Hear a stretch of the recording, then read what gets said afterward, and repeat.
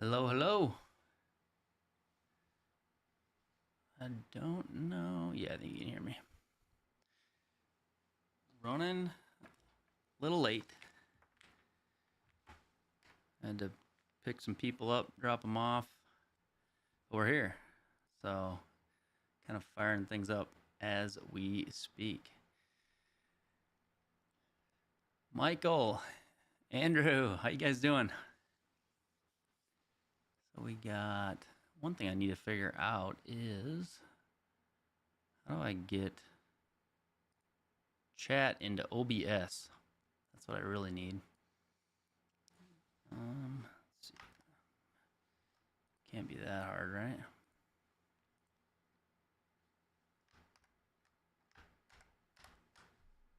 There's that. I think that's it. Sorry, we are live starting things up right now. All right, so Michael, it's working early. Yeah, I think they're going to keep improving the R50, especially when it comes with GSPro, and they're very close. They really just have a connection issue right now. Let's see here. Make sure that all these are outputting to that fourth channel. Can you guys hear everything? Let me see. Yeah, they are. Yep, can hear the ding. I don't know what that means, Michael. Love the MLM2 Pro because I can use it outside. No issues with Wi-Fi inside. Yeah. The R50, the display is...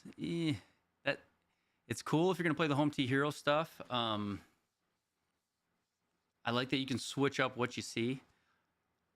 But if you're going to play GSPro, they need to add that functionality to switch up what you see on the third-party app section. Right now, it's really only customizable in the driving range and the HTH, the Home T Hero stuff.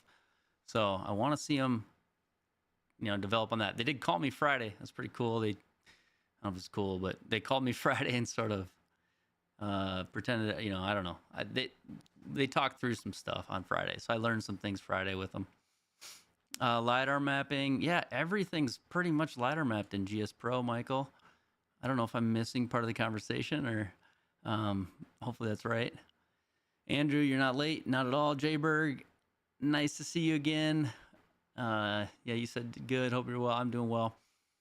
Good video on the R50. Thanks. Yeah, I just wanted to get something out there pretty raw and genuine about how it was going for me. I'm at kind of a pivot point with it.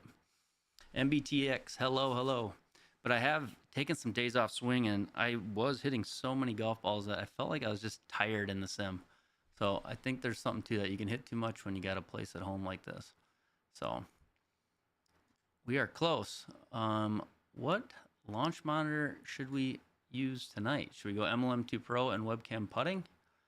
What do you guys think? I think that could be a good combination. Let's see here. YouTube live control. Oh, there it is. Chat. I found it.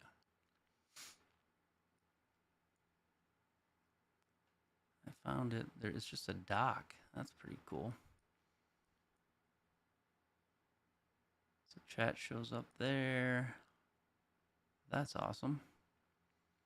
I just figured out how to get chat into OBS. So I've been displaying it on my other screen. Your team MLM2 Pro. I feel like I'm going to play the MLM2 Pro tonight. It's the most consistent. It sends in the least misreads. I get my webcam putting, which I love. So yeah, I think I agree with you there. I think we'll go MLM2 Pro tonight. My phone went out on me when I was in Arizona. So luckily, everything I had was backed up. And but the unfortunate thing is your 2FA stuff, your authentication apps, if they're on like the dead phone, man, you have to do some things to get all those moved onto the new phone. I feel like I'm signing in and out of everything right now. Like right now I'm trying to sign in on OBS just to get this stream moving. I know it doesn't, anybody new here, we're not golfing at this very second. I will have it up soon. Okay, let's see here, resend it. I'm trying to get logged in to all my stuff.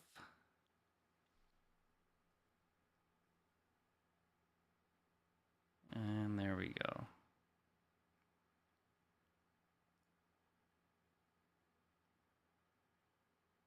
Okay, there we go. Authenticated. Okay, so we're going to go MLM2 Pro. So I got to get that connector open here.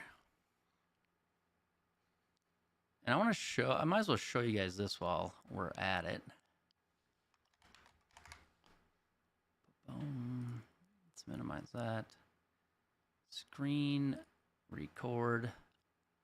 Let's go to...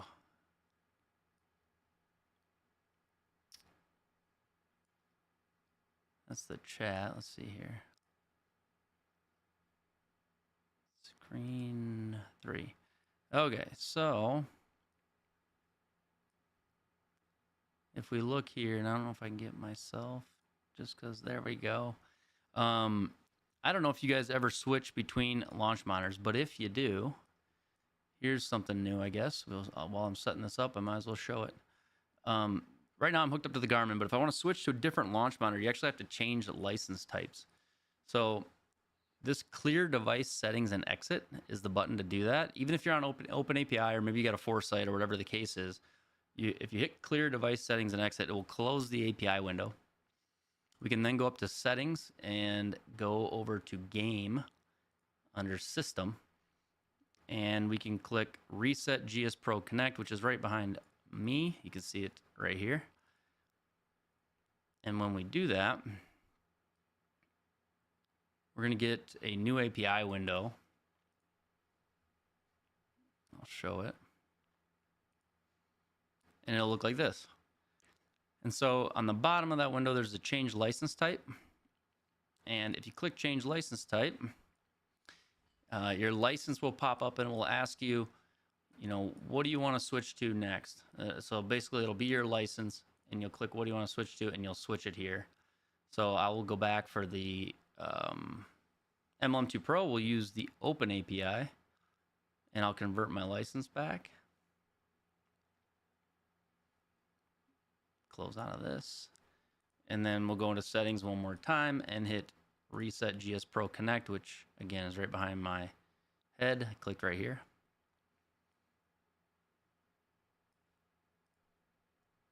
And in a second, we'll have the MLM2 Pros. So now we have this window and I can choose open API. Now we're ready to connect the MLM2 Pro with webcam putting Springbok connector directly into GSPro. So there's something maybe new to some of you if you haven't done that before. You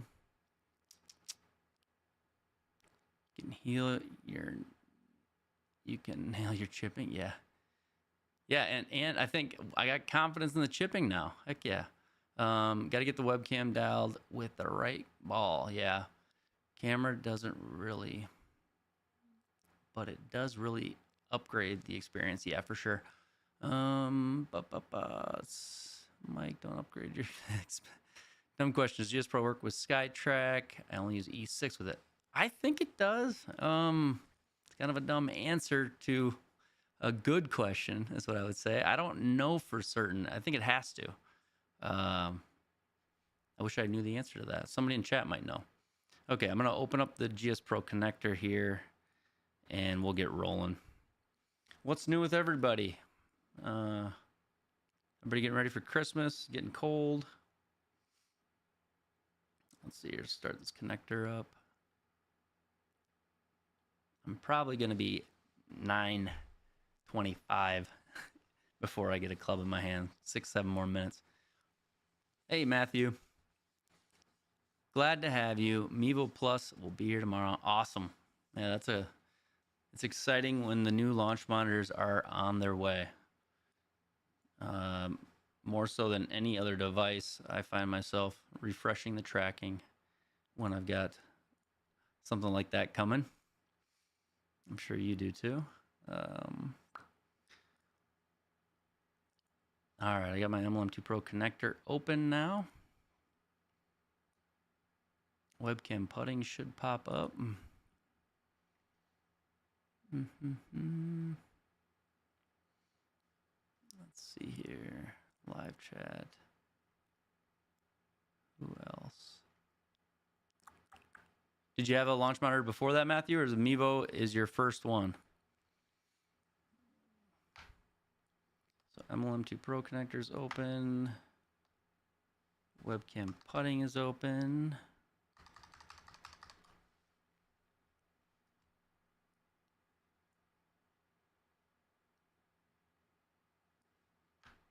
I just got to get it on the right window. My computer was completely off. And I was picking up the kids, and it just took a little longer than normal to get everybody back home. So I'm setting everything up right now, live with y'all. Which normally wouldn't be hard, but I got to get all the streaming stuff set up too. Okay, and then tonight I'm gonna warm up. I'm thinking we either play something really hard and fight to try to shoot even or so on the tips tour at Sleepy Hollow. It's a great course in New York. Or if I'm feeling like I'm hitting it well, whatever night I'm hitting it well, either tonight or tomorrow night, I'm excited for Spencer Golf and Country Club, because Spencer Golf and Country Club is a stone's throw from my house. It's sort of local to me, and it hosts one of the biggest amateur tournaments around here. Great little course. So I really want to play well at this week's SGT event, the SGT and Pro, or at Spencer Golf and Country Club, just in Iowa, right across the border from me. So, yeah. So I don't know if I'm hitting it really well, we'll do those. If not, I'm just gonna play something hard like the tips tour, or we'll play par 3 or Joe. But let's see how we go. I've got everything up and running here now. Trying to think, is there anything else?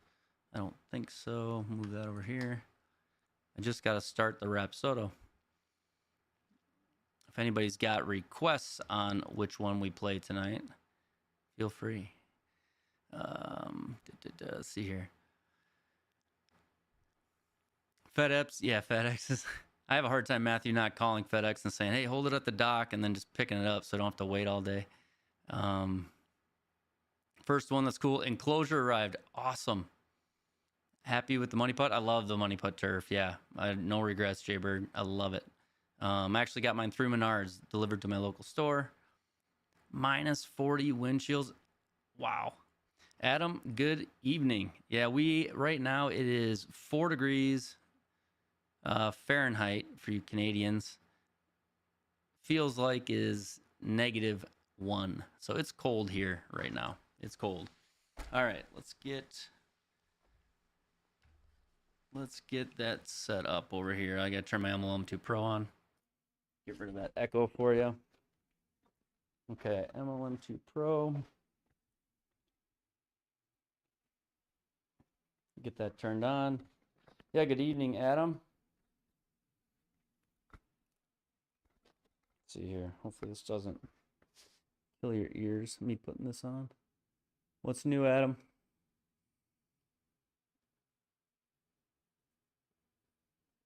Antennas, how long do you have like crazy negative temperatures? Is it just kind of like the December, January time frame? Or does it get bad like that a lot?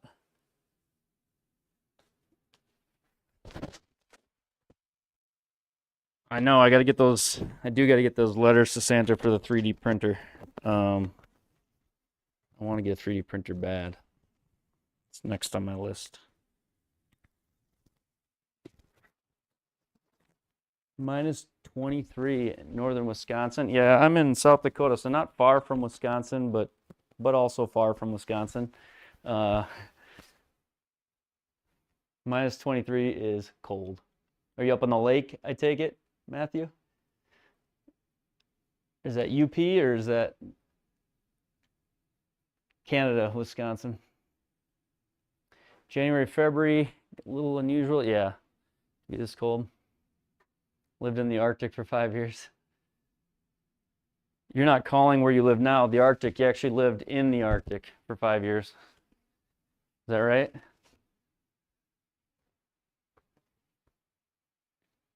Fish King Nick, how you doing? Welcome to the stream. Fish King Nick, I think you can relate to the cold northern Wisconsin weather. He's a northern Wisconsin guy. Okay, we'll verify our MLM2 Pro. I got to authenticate it, and then we'll be good to go here. So we'll go Rapsodo. Lived up in Yellowknife. That's Alaska, Yellowknife? Where's Yellowknife? Stu, let's go. Stu, you get any more progress on the setup? Still an hour south, but I am darn cold. Yeah, for sure. Wisconsin, you guys have great golf. That's what I've figured out over the years. There's a lot of courses in Wisconsin I would like to play.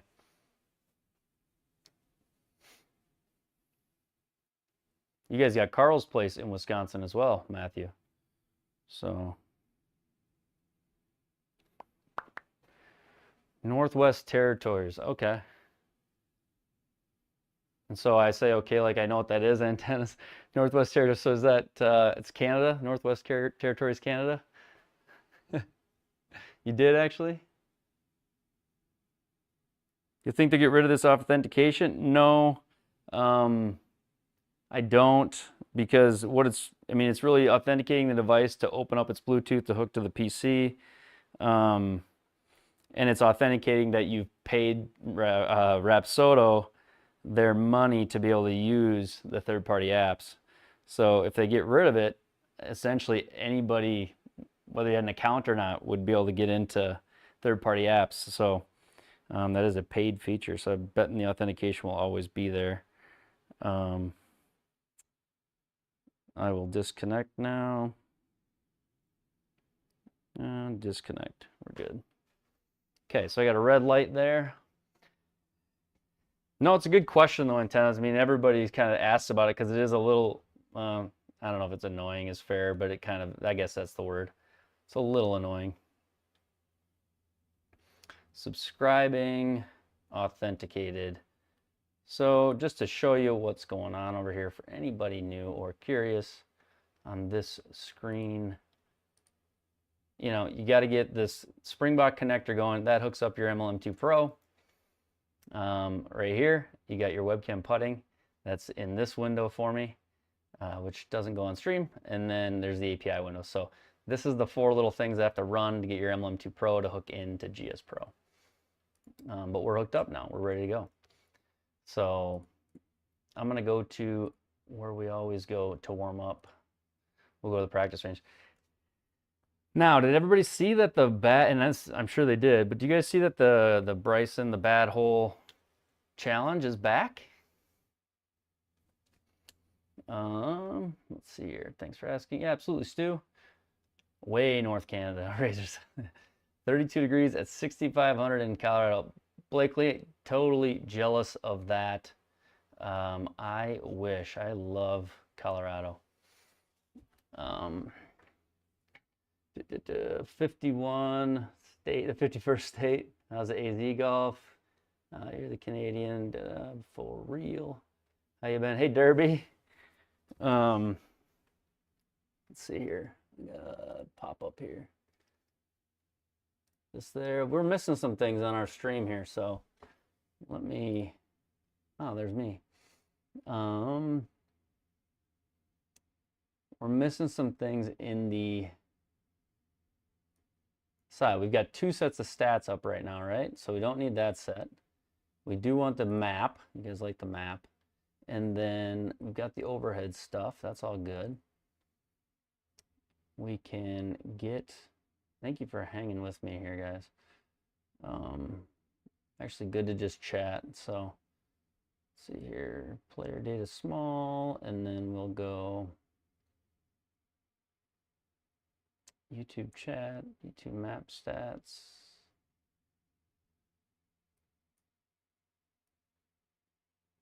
And we'll put this over here. Player data, lower left. Got it. I think we're good. The only thing we need is our launch monitor that I usually throw up. So if we put this, we'll go with MLM2 Pro as the launch monitor. And I'll move that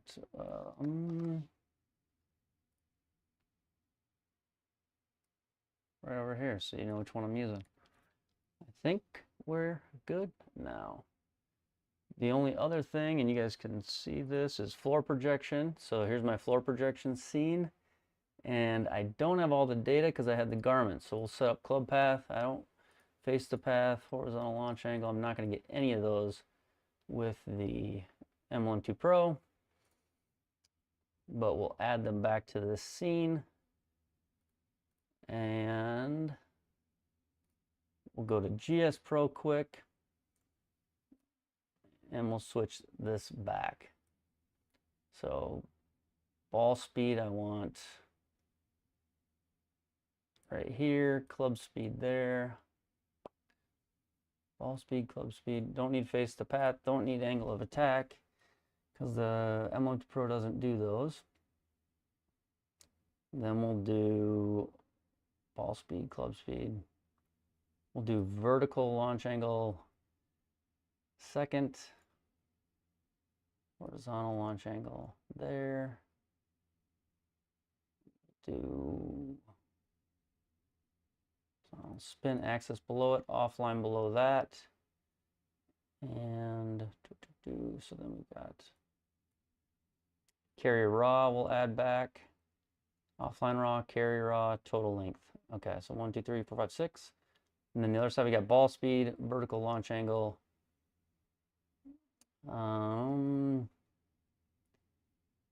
Back spin looks good under vertical launch angle. Side spin looks good next to under horizontal launch angle. Then spin axis, offline, carry offline, carry raw, ball speed, total length, and carry.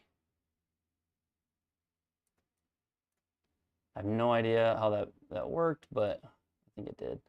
Carry game, carry total, total length. What are we missing here?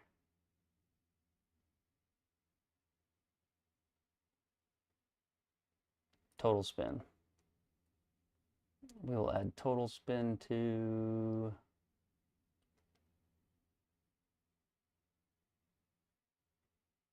right there. Okay, so we got club speed, ball speed, vertical, horizontal. Let's see here, backspin, total spin, backspin, total spin, offline raw, carry game. I like it. So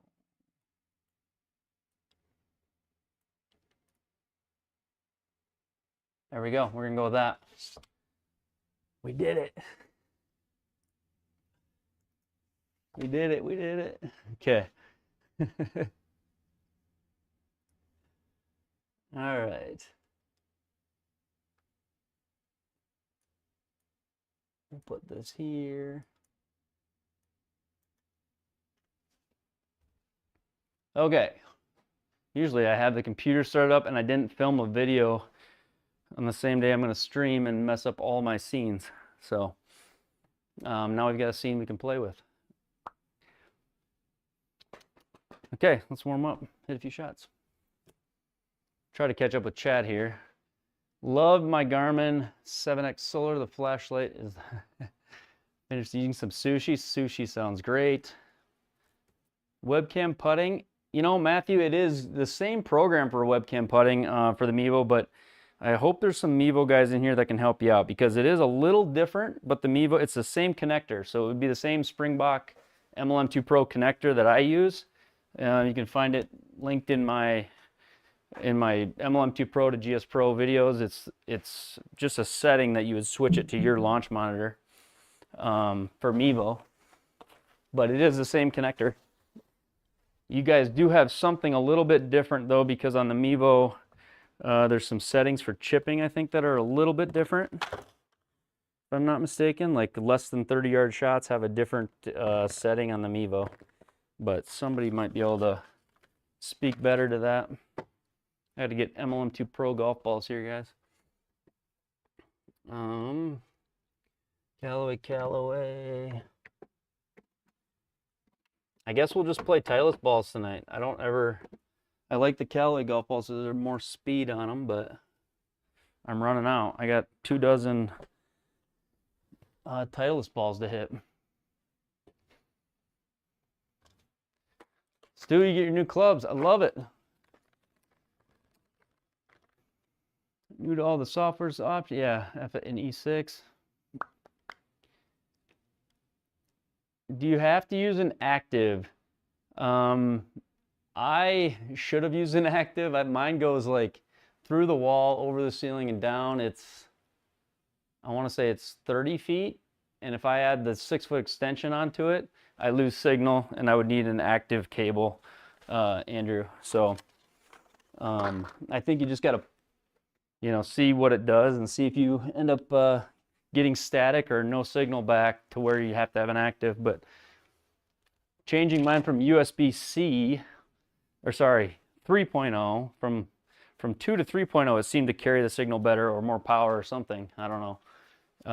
That helped me. But Tacoma clubs, Stu, that's awesome. That's exciting. New clubs are exciting. My wedges now are all torn up from Arizona. You asked how Arizona was. It was awesome, Stu.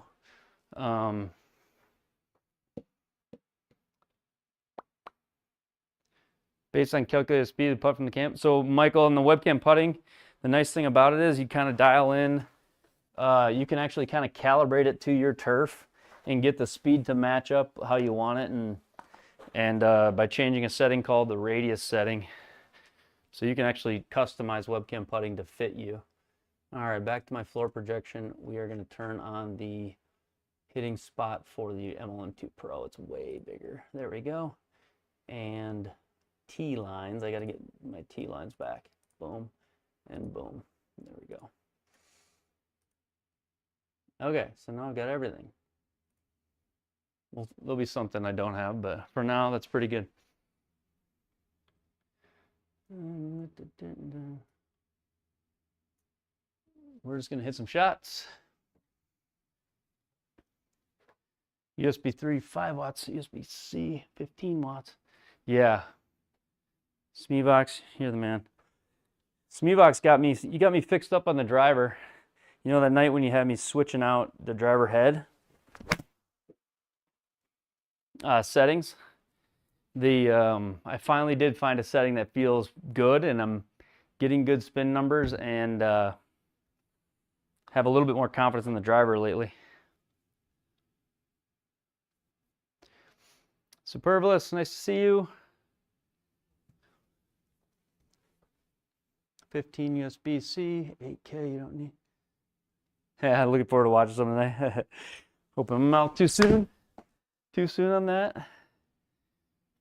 I'm thinking we maybe play the Tips Tour. Yes, it will be harder, but the Tips Tour, honestly, pars can feel like birdies sometimes, and if I can make the top 50%, I get pretty excited about that.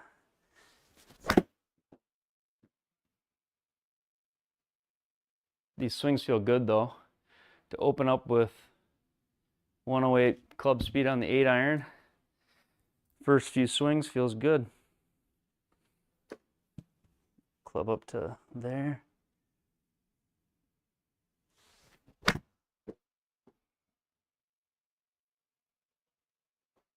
Dun, dun. Anybody play any of the league events this week? Whether it's the Joe Galski League or any of the GSPro or SGT events?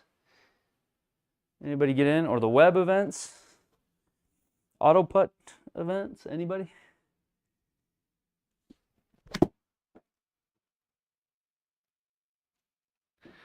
So Superfluous, I have a stream.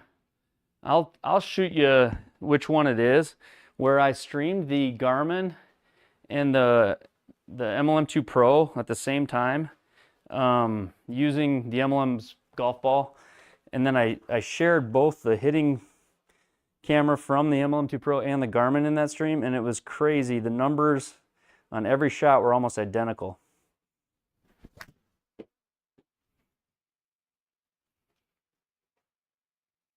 Benoit, hey. 28 days in. I got, what do I got, a couple days? I actually was going to look. I don't know if I have 30 or 60.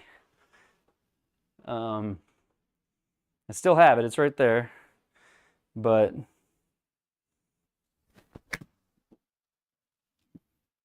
I wanted to use webcam putting tonight, so I'm warming up, and we're going to use MLM2 Pro and play that way tonight.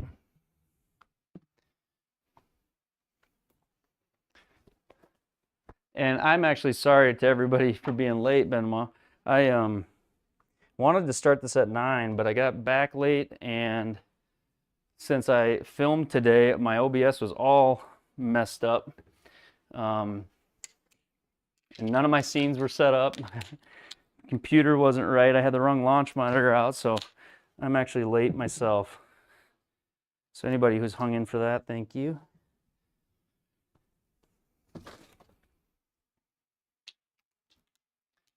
Weird window at the top right. Which one's that? Weird window at the top right. Yeah, so that'll turn into player name. I usually turn it off, and then when I get into the game, I forget about it. So that's actually this. I turn it off, and then when I get into a game, it shows my name and my over under par stat. And usually Sean will message or say something, hey, we don't have the stats on top. But if it's on during practice, it looks really goofy. So like you say, I usually turn it off and then forget to turn it on once we start playing. 7 iron. Aren't those your monitors? These ones on the right, those windows are the monitors, yeah. Any updates on the square? You got both. Square, I love probably off. Not sure on the side spin though. You know, Square did an update on their side spin. I actually thought it was pretty good. I felt like it had a little bit of cut spin bias, maybe. Wanted to slice a little bit on me. Superfluous, thank you so much. Oh, thank you. Really appreciate that. Thank you, thank you, thank you. Let's go. All right, we got to play good tonight, right? Didn't even notice the box. Let's see here. Yeah, usually it was kind of sky colored, so it was hard to see it actually. Superfluous, thank you very, very much. Let's see here. Didn't notice the box probably. I think I missed some chat above there, but that's all right. Superfluous. A couple more of these. I'm feeling pretty loose, and I'll hit some drivers.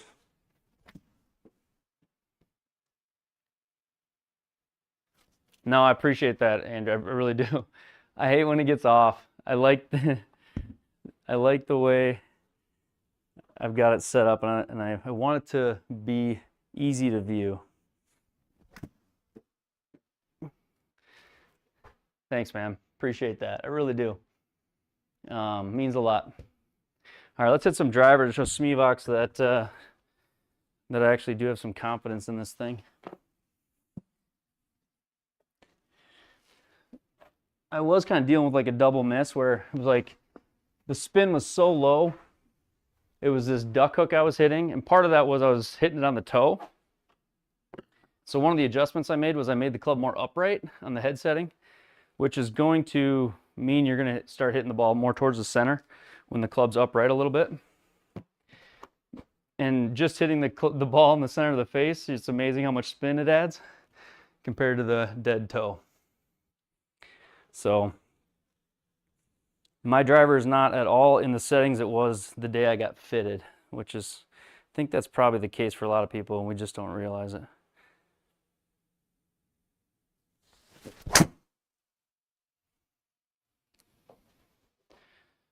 There's the little cut. So that's heely a little bit. But what I'm trying to avoid with the driver right now, for me, and this is probably a good thing to always have, is just those big snap hooks. They're really low spin left balls, because when the spin is too low and you lose it left, you just never get it back.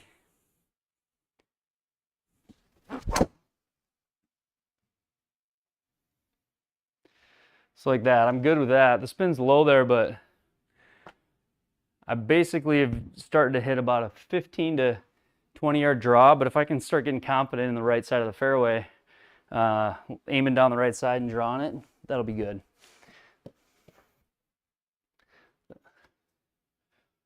What day of the week set on your GSPro range? I don't even know. Antenna. I don't even know. What he's talking about is, he's talking about this. So, sun strength 1.1. You're talking about this, correct? Day UTC offset day of year. I'm at 180, so I'm exactly in the middle of the year. Is that what you mean? Oh my God, voice to text width of the best. What day of the voice to text width of the best? I don't even know if I know what you mean. Darn phone. That is funny. Okay. Width of the range, which makes sense too. 60 yards, I believe, right? That's 60, yeah, because I just had a 30 offline land in there. Which 60 yards is probably pretty average. We can go on a 50 and really put the test on it. A couple more and we're gonna go play. We're not gonna do a lot of warming up. I feel pretty good. That's funny. Darn voice to text. While I was picking kids up tonight, I responded to a few emails and things. So if you got a response to my email, most of them I did with voice. So hopefully there's nothing too. What day of the year is it in the emails? Okay, let's see here.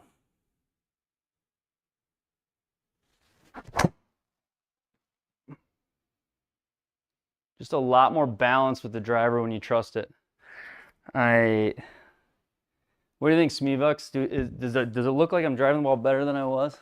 You gonna take credit for it? Because I had some tough tournaments, and when you don't drive the ball, it's like you can't score.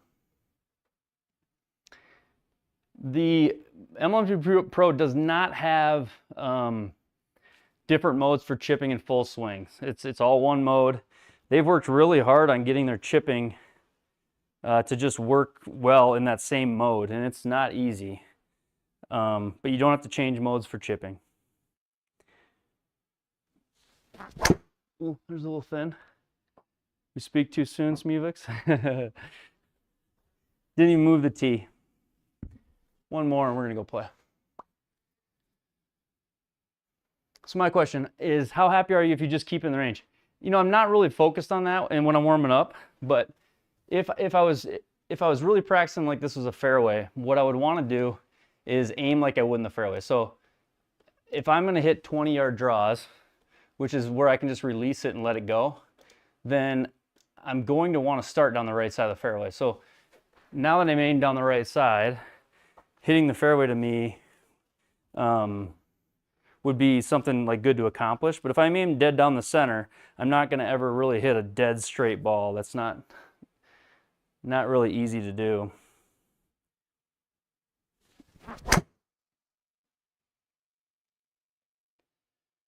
But like there, I cut that, but I was aimed right, but we still are going to catch the fairway because I kind of pulled it off the line. think you should return the R50 and take advantage of the Unicore sale. It's tempting, Stu. VLA in the data is for launch angle. Yep. Razor, I think we're going to play the harder one on the tips tour. I think. I'm going to hit a couple of wedges here, and then we'll go play it. I think we're going to play the Shadows one. Because for me on the tips tour, let's go here. For me on the tips tour, let's see here. Let's go to simulatorgolftour.com. Go to my profile and go to my world golf ranking. A world golf ranking. This is in the world. So the let's see if I can find chat. There we go. So you can see on the world golf ranking, like if you make the top half of the tips tour events, top 50% of the field, just like a cut in real life, you're going to get world golf ranking points. I was playing par 3 events mostly, and then SGT and Pro Tour events. And I found out that basically when you go to world golf ranking and look at it, making, you know, the top half of the tips tour event is almost the equivalent of like 5th place in the Pro Tour events. So grinding these harder ones and maybe not winning them, but just, you know, consistently making the cut of, if 100 guys play tips tour, consistently making the top 50, which is shooting around even usually, gets you a lot more points. So you can see Worldwide Technology tips, this one is, I think that's weeks, 4 weeks old. So they decay over time. But 48th place got me 10 world ranking points. Whereas on the Pro Tour, in that same event, 38th place got me 6. Let's see here. I got 9th place in an SGT event, and it only got me 2 points. So in 50th place, I got 10 on the tips tour, and on the SGT, I only get 2 for a 9th place finish. Here's a 50th on the Pro Tour. You get 4 points for 50th, where you get 10 on the tips. So kind of interesting. The tips tours are definitely harder than the other ones. So, all right, we'll hit a few wedges here. I want like half wedges. This is the one thing in the sim I have to warm up is half wedges, because otherwise you get 40 and 50 yarders all night and you don't have any feel for it. So we'll go random, 34 yards down to, we'll call it 86. Anything that's not full is what I want. So there's 63 yards. We'll hit a few of these and then we'll go play. Unicore sale. I set up some for M+, but need to figure out the switching mode. Yeah, there is something there for the switching mode. Yep. You hear about the new BenQ laser coming out? No, but I'm interested, Stu. GC3's on sale. That's a good deal. Triple Bogey League. I think I got something for you, Andrew, on that. So, I got something on that. I think next week we'll have a Triple Bogey League. I might be the only one in it, but I started going through that today on the SGT site.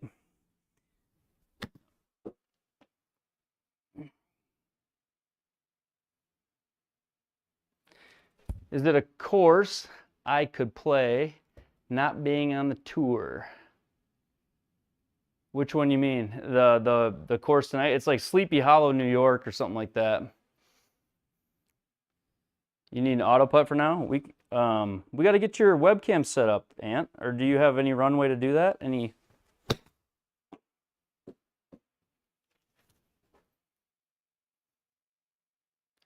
We can do auto putt too. You think Foresight's worried about the R50 and other comp? Yeah, I think Superfluous. I think you're absolutely. I think everybody's kind of. I mean, shoot, look at the Square. The Square to me is an awesome little device. I think high-speed cameras are getting cheaper, and you know the whole algorithm side of it for ball flight data is. I mean, that's not as proprietary as it probably once was. You can just train a model to reverse engineer the algorithms probably. So I think you're going to see prices on everything sort of starting to drop and get lower. I mean, there's obviously now they're adding new features. They're adding, you know, Foresight's got the floor projection, and they've got the high-speed swing cameras that they're doing. I didn't even look, the yardage got huge there. High-speed swing cameras. They've got the face data, the AI face data. You just add AI to it, and it's AI.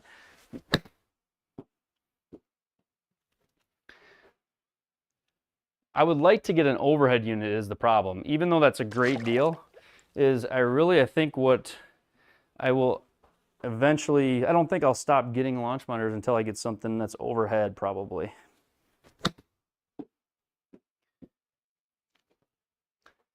Waiting on the Canada Post strike. Is that a thing right now, Ant? Is that like the trucker strike? All right, we got to hit a few closer. I've just been swinging. 55.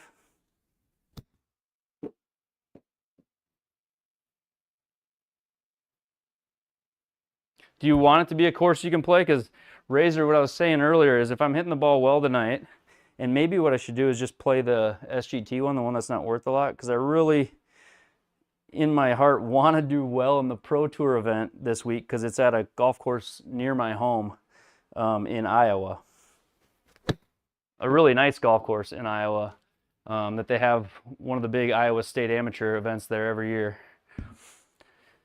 So, all right, we got to try to hit our yardages here. 55.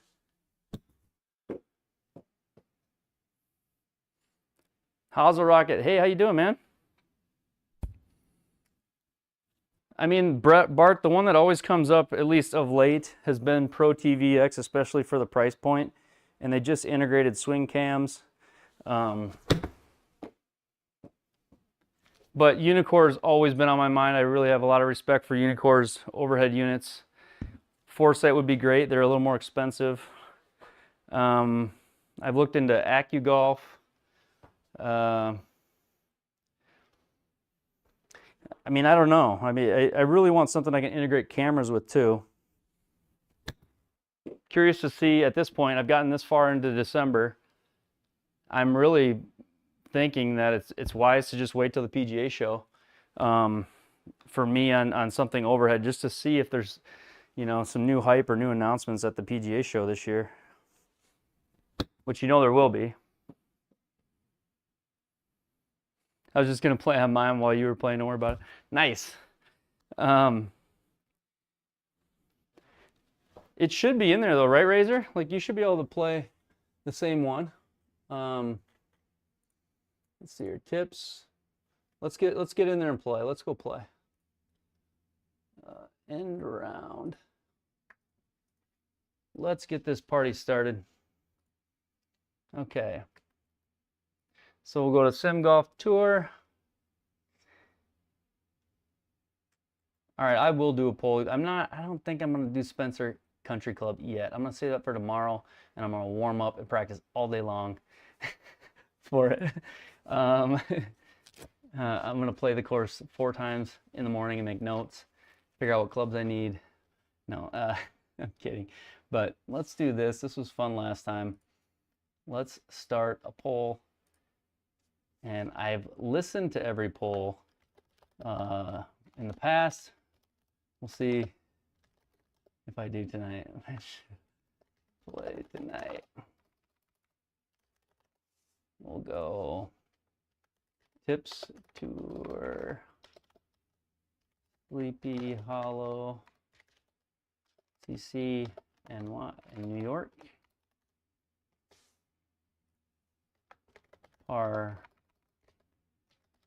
3 at ECC or JLAG League.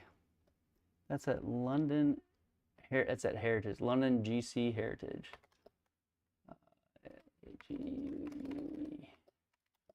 London GC Heritage.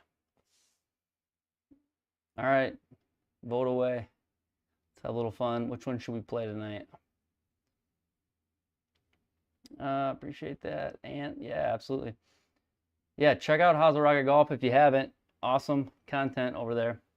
Let's see here. D Stewart, it's 2500. Looks like a great projector if you don't need more than 4K. You tell you what, my first projector was 2,000. Then I was just over 3, and now I'm on 6,000 lumens. And I actually avoided getting 4K because I wanted the 6,000 lumens. So I chose the brighter one over 4K. I don't know if I'll regret that down the line or not, but I just wanted to be able to have the doors, like the windows open, my garage door's right there. So when the sun comes in, I just was tired of the screen drowning out and having to dim everything.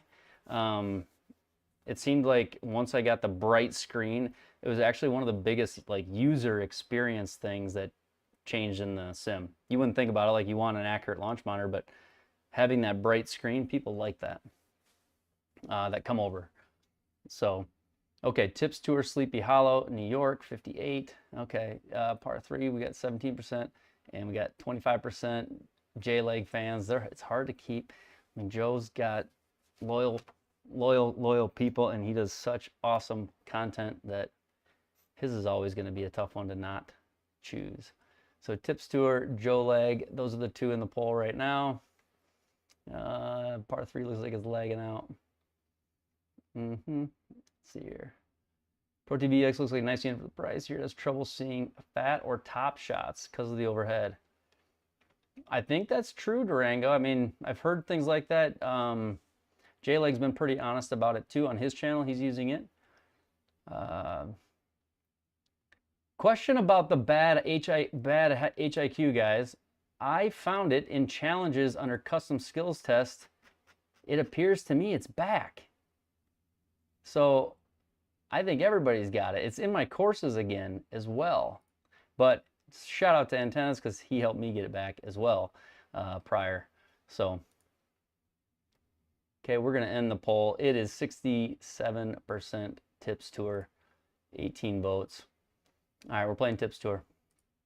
We're going to grind it out where pars are a good score on the Tips Tour. This is Sleepy Hollow.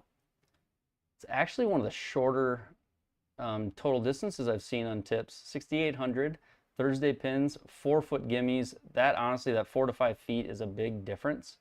Soft greens, soft fairways, breezy wind. Stimp 13. This is where the Tips Tour gets hard. Stimp is 13, so you gotta have the touch. And then they change putting forgiveness on this bottom right section. They changed that to hard.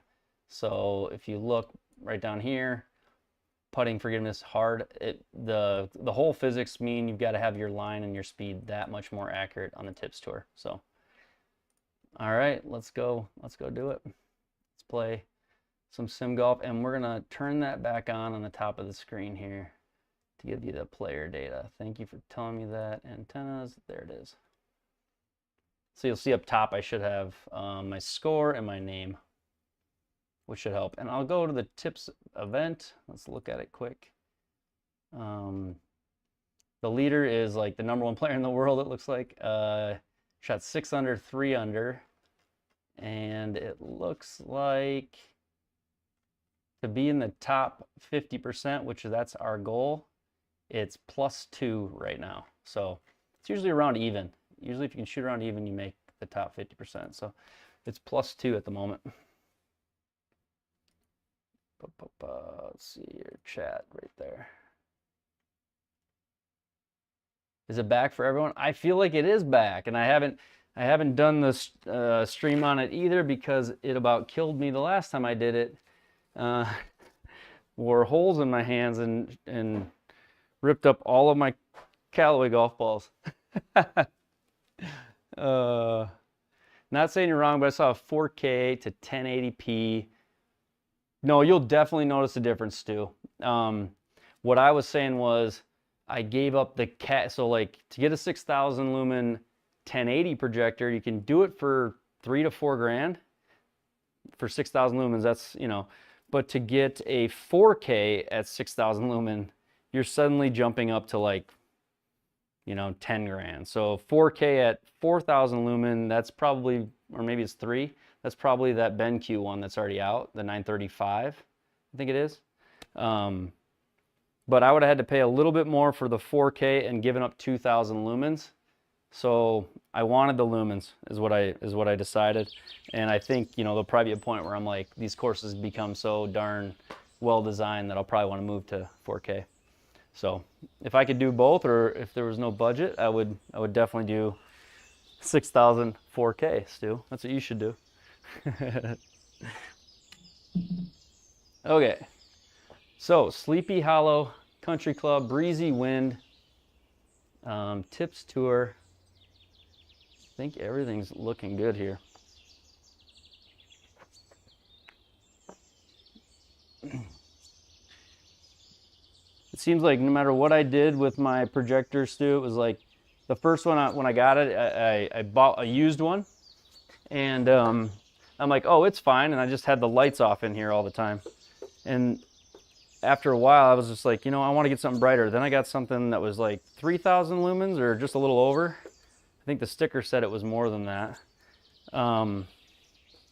And I found myself going, gosh, I wish it was just a little brighter.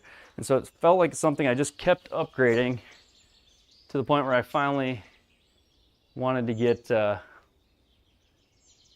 get something bright. Okay. All right, so I'm aiming down the right center, like between the holes. Wind is off the right, and it looks like the hazard is on the left side there. All right, 411, downhill 19 yards. Hole 1, tips tour.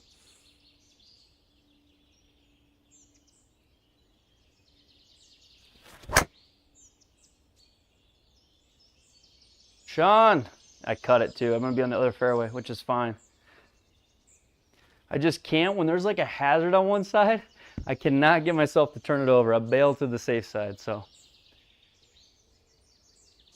Soft green, so throw some darts. That's right, Derby. You gotta remember that too. Like when you, what am I using to change the shot angle? This is a brain box. It's just like it's a control box for GSPro.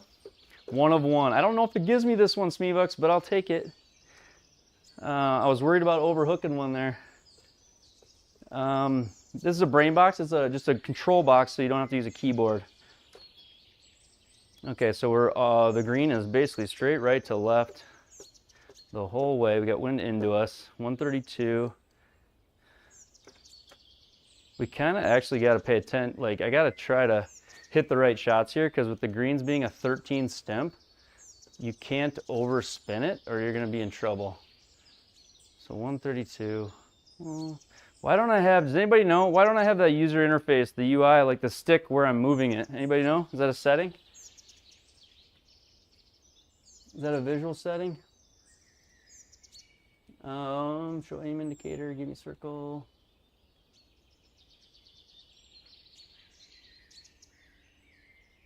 I don't have high distance spinner on the green. We'll go 8 seconds on the leaderboard. I don't know. I feel like I should be seeing the, oh, there it is. It was like it wasn't showing up. Okay, that's what I wanted. 137. 138, wind's into me 5, so. All right, so we're gonna hit 9-iron here, which for me is like, oh, hey, PDN, Alan, Sean, hello. Let's see here. I want to check the scorecard. Anybody know what the elevation is?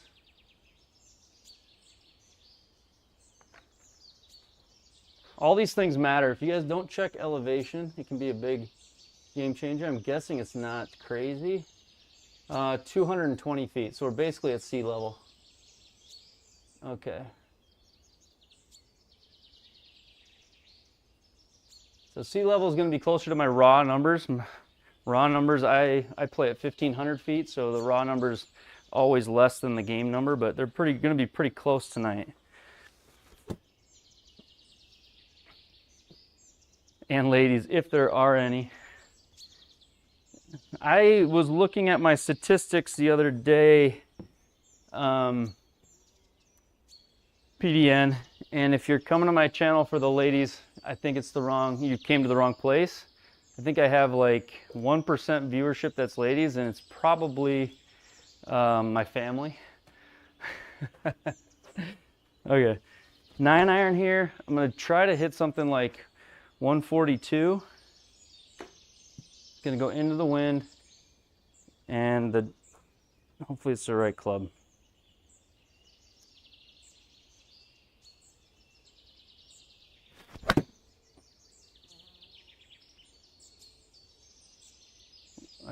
How is that the case?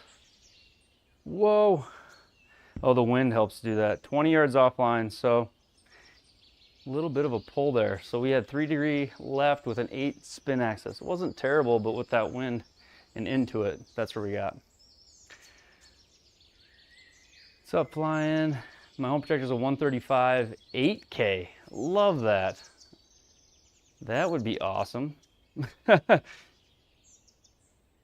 8K lumen or 8K? It's got to be 8K lumen, right?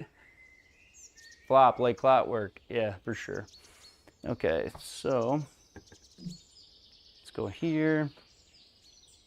So we're in the bunker. We got a downhill lie to the right, severe downhill lie. 23 yards. Should have a little backstop back there.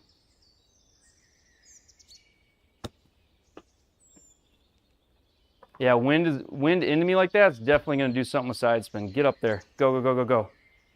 Oh, what a good shot. Oh. What a good shot. Now that I believe in my chipping, like Antenna's been telling me to do, believe in that MLM2 Pro's chipping. We proved that on the Garmin the other day. Just got to believe. These are the balls I use for webcam putting. See that identified there. And I have one. Let's see here, Logitech G Hub.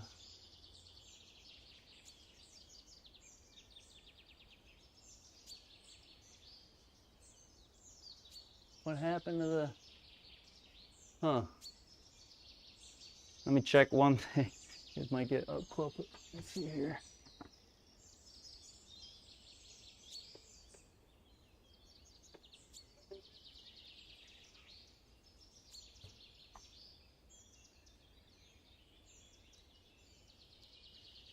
All right, it's gonna have to work without it.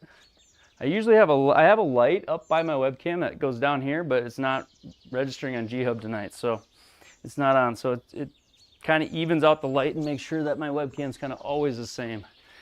But we'll go without it. Okay, so 4'1". Get that in a new spot. 4'1", little taparoo. It's 13 stimp. You gotta be kidding me. Did I really miss that? Ah.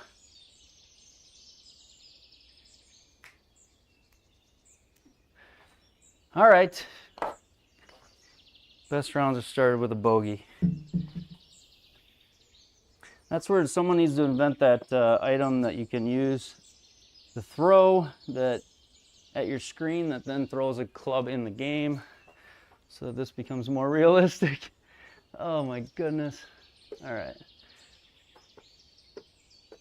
All right, well, it's over with. It is, but that was just a bad putt. I think I was just scared of the 13, Alan. I could have rammed it off the back, and I just hit like a dying putt to the right. Bad effort. That's okay. Oh, I got a yellow ball. Somebody asked me one time, hey, is it hard to play and stream? There are many times where you hit a shot that you have the wrong club in your hand, you have no swing thought. I would say it is a little sometimes challenging to focus. Not because of you guys, just because I'm streaming. But, all right, 306.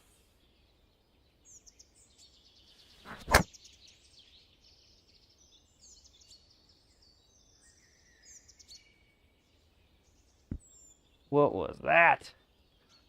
Trying to hit cut. The home course you're playing on home to your hero and had it next to GSPro to compare the two.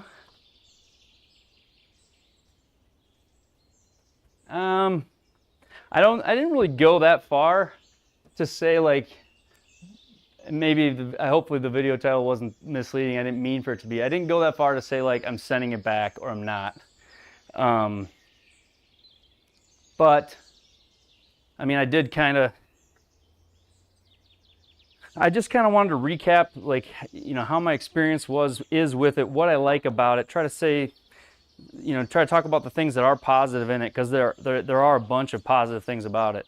But I mean, I'm a guy that wants to play GSPro, and without putting getting fixed entirely, which right now it's not, it's hard for me to like go all in on it.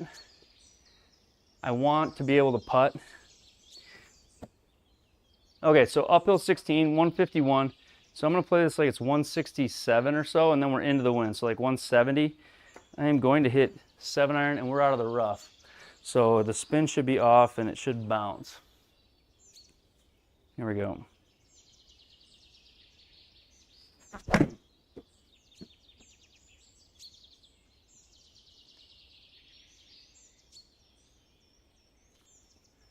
Come on, too much draw on that. So 3 yards left of line, 8 on the draw. The putting difference was so crazy. Yeah, the putting difference was so crazy. It actually, Derby, the thing that was satisfying about the putting when I did the video was just confirming that I wasn't crazy. You know, I was on stream saying, this is so much faster, and people were like, no, you hit it that hard. And I'm like, I think I did hit it that hard. To see the actual numbers, you know, it was almost, the ball rolled almost twice as far at the same stimp in the Garmin. Okay. 22 here. Here we go. I got a pretty good lie in the bunker. 22.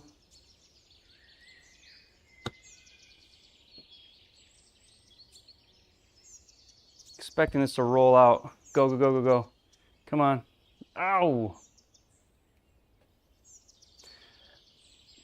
Square Premium? I don't know that I have them. I need to buy some Square Premium balls. I completely forgot about it. A few extra false putts. Webcam putting did. Back and knees couldn't handle that. Back cloud. Yeah, that's my concern. Well, I think if we can get 2 over, which is the top 50%, I think that'll be a good score today. I think it's not long enough to where I won't have birdie chances, but the stimp on 13, and you're going to see it here. This putt is downhill 5 inches. Or no, it's downhill 1 inch and 13 feet. I'm not going to have to hit this very hard. And with these hard ball physics, you've got to have these right. So this is like a 12-foot putt on 13 stimp. I'm going to hit it like 5 feet.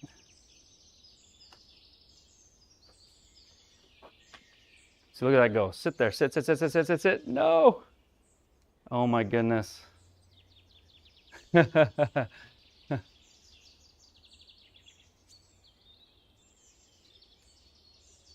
thing on the ground is changing that for him.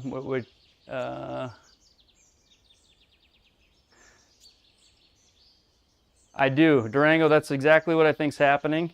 And I'm almost certain of it.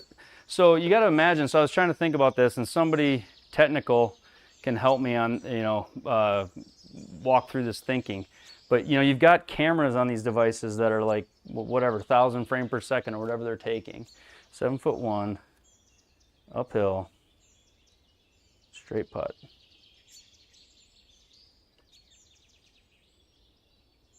Why am I just got to bang it in. Ah! Okay. Body hurts watching me play golf. Darn it. No, but I got to think that, so they've got to slow, like those cameras on a say a 1 mile an hour putt. and you got a 1,000 frame per second camera, the ball doesn't probably move very much on a 1 mile an hour putt. So you probably have to put the camera in a different frame rate or have some timing between cameras to read lower end putts. It's probably somewhat tricky, lower speed putts. And so it could be that they're like, hey, who cares what the reading is? We only use it to clean up the ball at the end of the Home Tee Hero golf rounds. We'll make it feel right with the software side of it. And I think that's what they probably did. That's my assumption. Okay, 173, we're gonna have to battle back here. 173 uphill 10. So 174, wind at my back. Oof. As if the 13 stump isn't hard enough, you've got all this wind. But if I shoot 10 over, that's fine. I don't care. You guys will get a chance to see what these tips tour rounds are like. And when you see the #1 guys shooting like 6 under on the event, it's so much more impressive than you'd ever would have thought. All right, so we'll draw this. So actually, I'm just gonna go there. I've actually got an 8 iron because of the wind. 172. Okay, here we go. Good swing.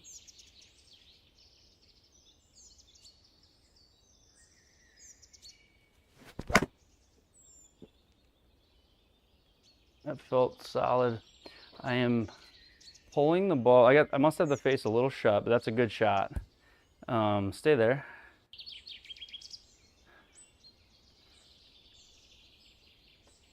Yeah, Durango, when I talked to Brian, I couldn't agree more. I mean, when for me on the 20, it was like the 28th day before I actually got the 25th day of owning it before I actually got a chance to use it with GSPro, which was the one thing I wanted to use it with.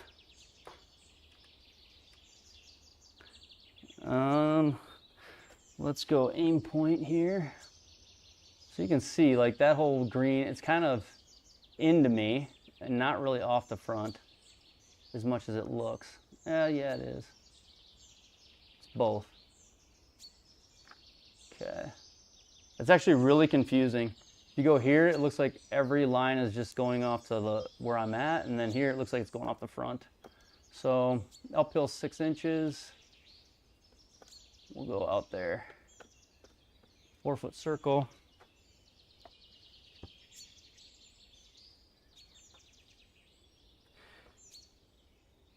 Yeah, I feel like I didn't get the full demo period.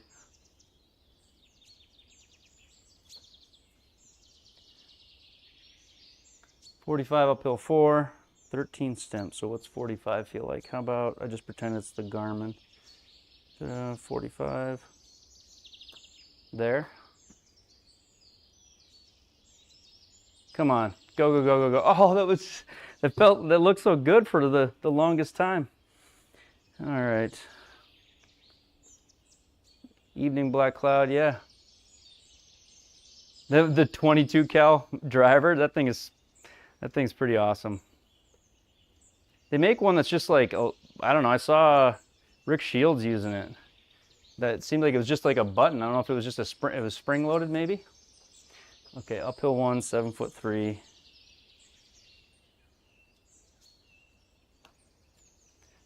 Come on, make a putt. There we go. Everything's gonna fall now.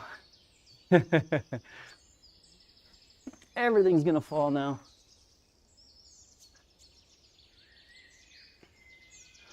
All right, we're cheering for pars tonight, guys. Pars are good. Birdies are gonna feel like eagles on this tour. For a guy like me, anyway. What am I? 200th ranked guy on the SGT.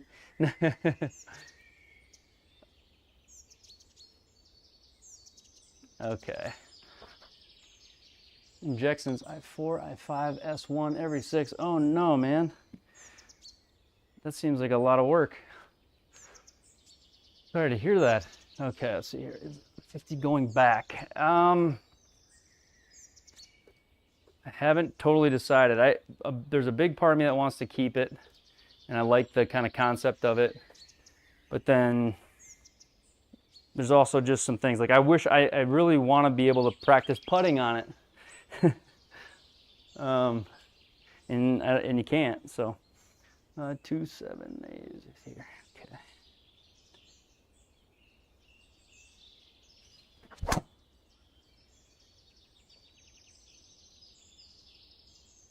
There we go. Catch the rough, but it was kind of the swing I was hoping for. Cut swing, square on my launch angle, just a little across it. Ball speed 165. I think we're engaged here. We got some speed tonight. A lot of nights I can't get over 160. So 119, 50.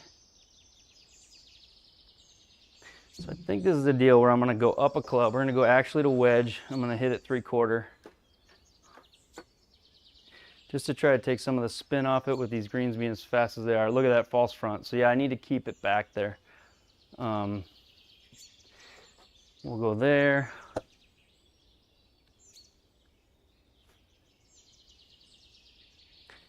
We'll go there, and we're going to go like 3/4 wedge.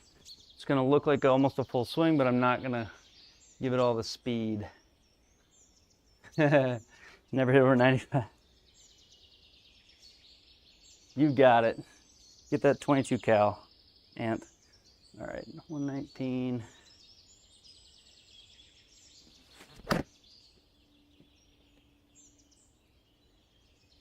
on, wind, I need you.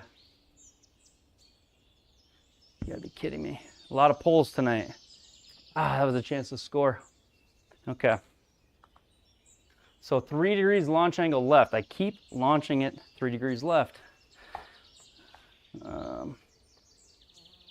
We'll go here. A little bit of a pull. Any swing doctors in the chat? No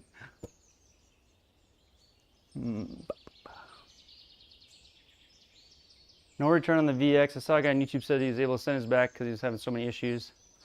So they had him send it in. That's with the Pro TVX issues. I haven't heard a lot of them, but all right, 12 yards. Just get this on and rolling down there.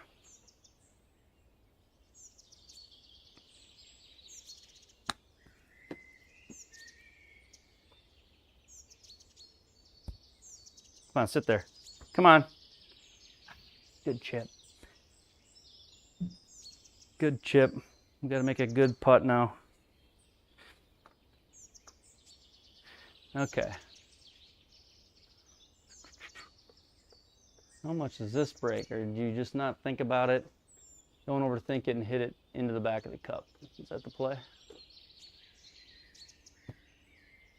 Okay. 4'5" down, an inch. There we go. Another par. Let's go. All right, so we're trending in the right way. We should have par number 1 too. We just missed a 4-footer. Those are the clubhouse stories we all tell, right? I should have parred if I could have.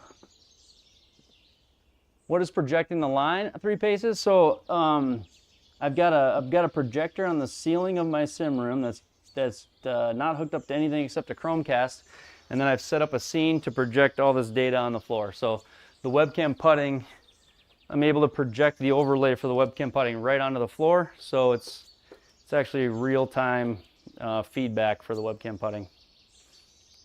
Cannot tell if that tree, if I'm going to hit that tree if I hit a hook here. But it feels safe to be to the right and to hit a big draw. So we'll try to do it.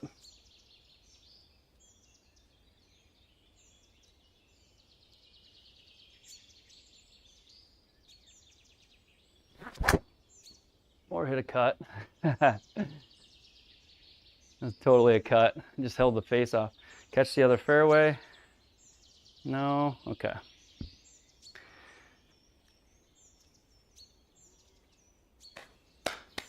All right, 129. We got to hit one of these close, one of these on line.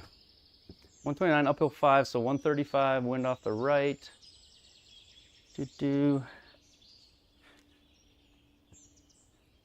In the wind, we should club up, right? We should club up and swing easier. Try to hit our lines a little bit better. You saw it move when I hit the ball. So like, yeah, on the putting line, so it tracks the ball. The webcam tracks the ball, gives it speed and direction. And when it tracks it, it lays down a blue line where I putted it. So it's giving me feedback on how far online, offline I was on the putt. The line that is straight moves when you set the ball. So if I set the ball on the right side, straight is straight ahead on that new line. So the starting line moves with the placement of the ball, whereas in like a camera based, if you place the ball to the side and then putt to the middle, you've actually missed to the left. Webcam, it moves the point of square with wherever you are on the turf. So yeah, you will see it move. No, you're totally right.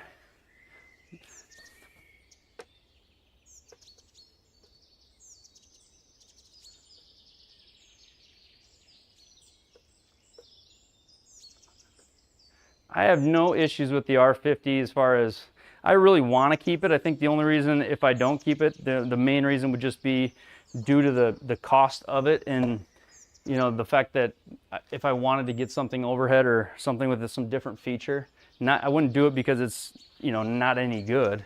It's just if I decide it doesn't have the features I want, I could put that cash towards, you know, maybe an overhead unit.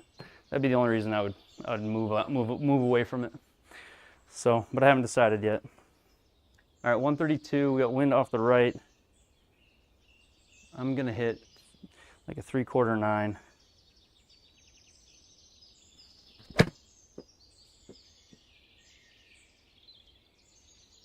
I think that could be good. It's be good, sit there. See, that's good.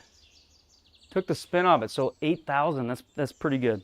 If I would have hit the wedge there, I would have been probably closer to the 9,500, 10,000, and we would have had a spinner come off that green. So insulating the garage and heating it, so like I put in a mini split off of Amazon. I paid 1,700 bucks for the mini split, basically like a little air conditioner, and I installed it myself. Wasn't very difficult. I mean, you've got to have electrical ran, but so the heat and the air conditioning in this space was, call it 2,000 at the top end. And then to insulate the walls, I don't know. I mean, to finish and do all the walls, it was probably $1,500 in drywall, insulation, and 2x4. You know, nails and the rest, outlet covers, all that stuff. So it might have been like 3-4 grand total. And then of course I did all the labor.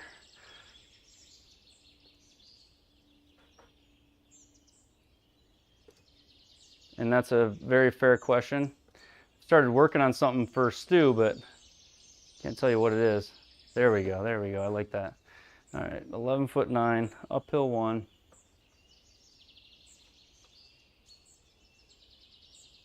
Okay, 11'9". We got a birdie chance here. Come on.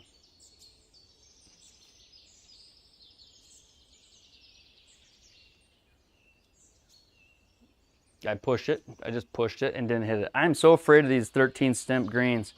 Like, look at that putt. That's such a bad putt. A D-cell. And if I can show that line again, I'll try to show it. I don't know if you can see that or not. Can you see the blue line? So the blue line's got my ball starting here and finishing here, just across the line. So like, I just pushed it. And then my HLA on this in the game is 0.8 to the right. Just a total D-cell. That's, you gotta play with more confidence when you're out here. Okay, so par 5, trouble here. We're just gonna blast it. If we get in the deep rough, we get in the deep rough. We're gonna go there. Bummer.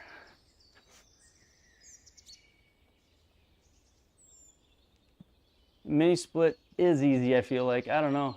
You don't really want to air duct it, I don't believe. And I could be wrong, but I don't believe it's code to run your central air out into your garage. Even if you close off and finish your garage space, I don't think they advise that in case you have a vehicle leak something in there and then it goes into your house. So mini split, if you're doing a garage setup, mini split's the way to go. Did I get rid of my garage doors? No. This is, so I'm lucky, Alan, in the sense that my garage was an L shape, and this was like the back of the L. So I still have all of my garage up in front of this. So I didn't really lose anything except the kind of back corner where you keep like yard equipment and all the other stuff. So, okay, 6 off the left. If we hit a cut, just not too big a one, we should be able to ride this corner. All right.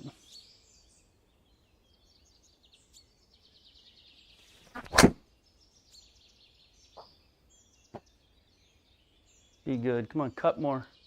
A little more. Oh, there's a ledge there. Don't go down there. I didn't know that. Sit. Oh, we got lucky. We got lucky. Yeah, I don't think you want to run air ducts out at all, but the mini split's awesome. It keeps up in both summer and winter. Keeps it hot and cold. 199 up 7, so 206. Wind at my back. I think we're hitting it well tonight. We're gonna hit 5. So I did everything I could, Black Cloud, to make it soundproof. It's not soundproof like completely, but you know, the second set of drywall where you can with caulk, or you know, they make a soundproof caulk and it sounds gimmicky, but honestly something between it to stop the vibration. On this one I did a double wall, so another wall, and just lost some of the room, but it insulated the sound by a ton. And then I did a alternating stud wall on this wall. That's an outside wall, and then the ceiling I did another layer of drywall. So I did everything I could to keep the sound, because you're right, otherwise you wake up whoever's in the house. Okay, 199. Here we go.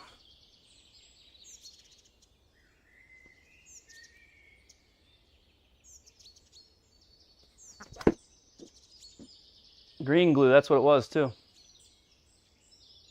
Go a little bit more. Come on, be good. Oh, not enough. It's so soft for being out of the rough.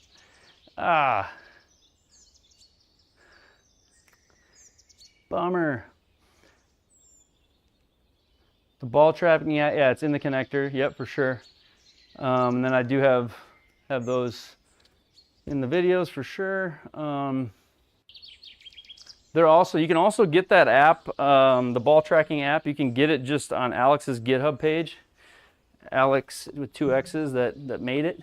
It does come packaged in with the connectors, but if you have a launch monitor where you don't use a connector, you can just get the ball tracking app if you want to use it for a floor projection.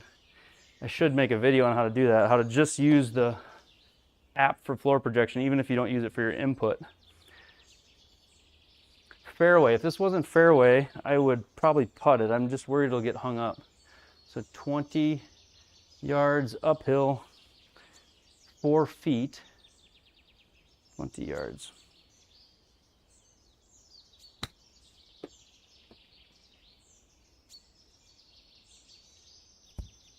Go. Gosh, go. It looks so good. Thanks, Black Cloud. I appreciate that.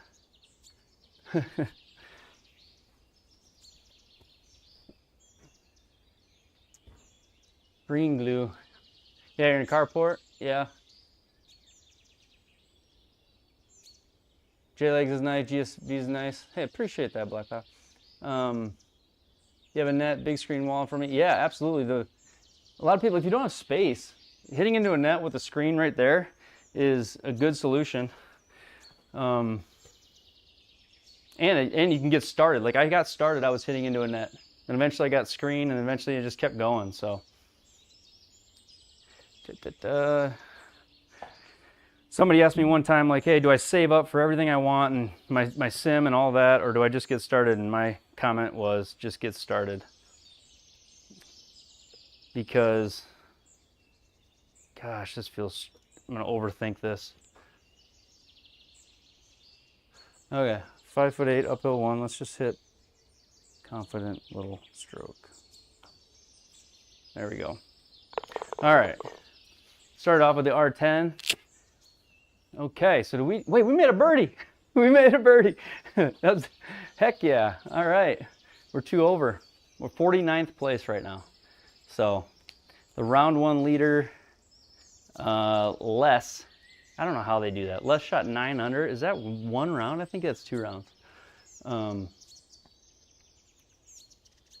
Yeah, building a sim is a rabbit hole that you love being in and you're forever in, and you're always digging new holes, new tunnels, getting new stuff. Building a sim's awesome. Everybody should do it. Start with a net and something on the cement floor, and before you know it, you'll have a full out room. Okay, so 222, downhill 19, so I'm gonna play this 205, into the wind 10. So we're back to like 215. See if what long does me. Long and right is gonna fall off the green. It's like a false front, so we wanna go short and left unless we wanna putt off the green. I don't know. I'm gonna draw it anyway, so I would think I would. 222, we're gonna hit 4 iron. 4 iron. The hitting mat, that injury prevent, yeah, my first mat was, I do work in IT, yeah. But I'm also just like an obsessed, I don't really work, I work construction industry, and I work more management, but I do IT in every job I've ever had. I've done IT, and then IT's like, you know, tech has kind of been like an obsession since I was a kid, so it's one of my favorite things to toy with. So, okay, we'll try this. I don't know that it's enough club. I hope it is. Let's see, 222, 4 iron.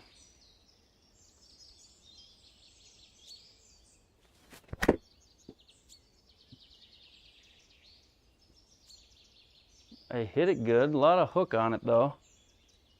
Oh, it's plenty of club. Didn't need to swing so hard. Ah, okay.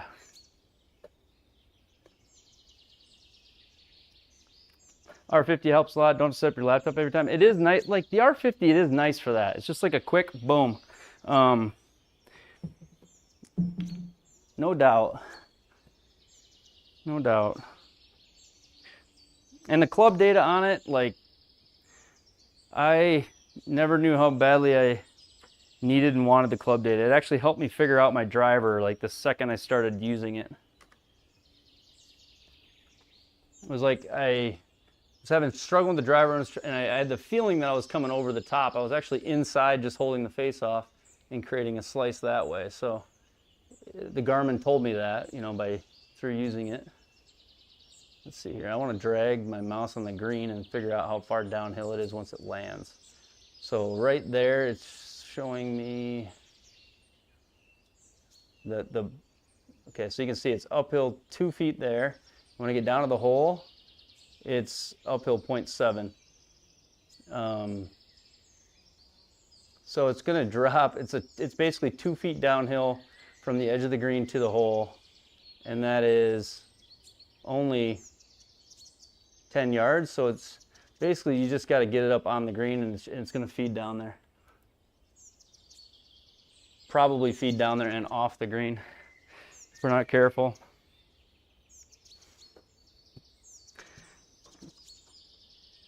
Try not to overthink it, but a little bit of a flop here. 10 yards.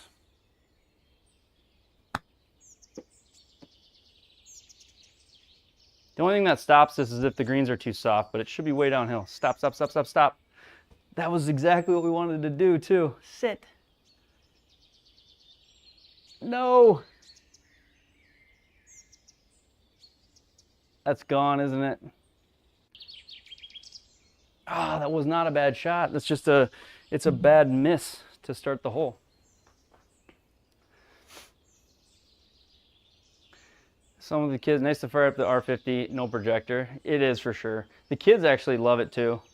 It's one of the reasons I want to keep it. It's nice just to go and to play, and the kids don't really care about GSPro like I do. I mean, I like GSPro just because of the SGT and the realness, and feeling like I'm at a course that I've physically already been at before is kind of fun. But yeah, the kids don't really care about that like I feel like I do. Let's see here, uphill 9 inches, 30 feet, so 40 foot putt. So we just chipped it to 40 feet. Okay.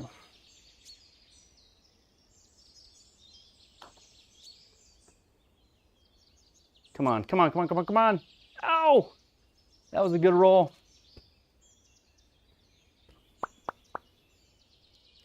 Do you do SGT for money in the leagues? I don't ever do for money. I have won my flight before, yeah. Some of them do for money, I think. I think there are some money games if you get into the Discord channel. I haven't done that, but I get like excited to compete just because of the leaderboard, and just because of the I can't take a mulligan, I can't take the shot back. Like that feeling of competition is fun for me. So that's mainly why I like playing the SGT. You've got to deal with the shot you hit. You don't get to say, oh, it was the launch monitor, even though sometimes it is, and redo it. You just deal with it. You know, you do get trophies when you win events. You get jackets, you get whatever they have as a prize, you get, and it goes into your player profile. There's also badges on your profile like there are in video games. So like you might get a badge for holding a certain number of putts in your lifetime, or finishing a certain number of rounds, or hitting at a certain distance, hitting a certain number of fairways. So there's these little like micro achievements as you go in the SGT too. Okay. 342.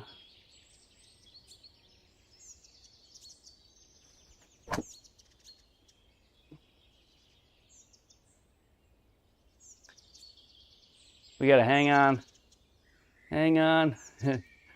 We're right on the edge. Don't be out. Oh, gosh. Ooh. We've not had the draw that we had on the range. I've been hitting cuts. So, all right. Your Mevo does impact location. It only has one. Yeah.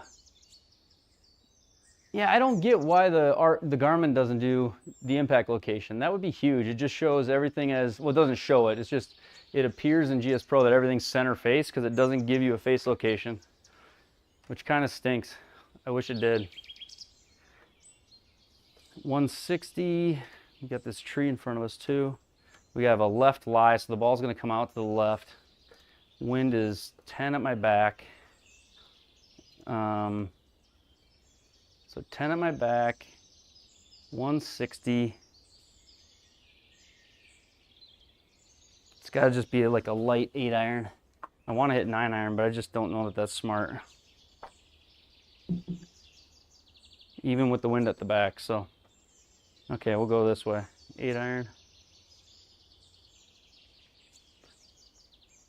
160. I'm aiming right because of the lie and my tendency to want to pull it or draw it. 160, come on.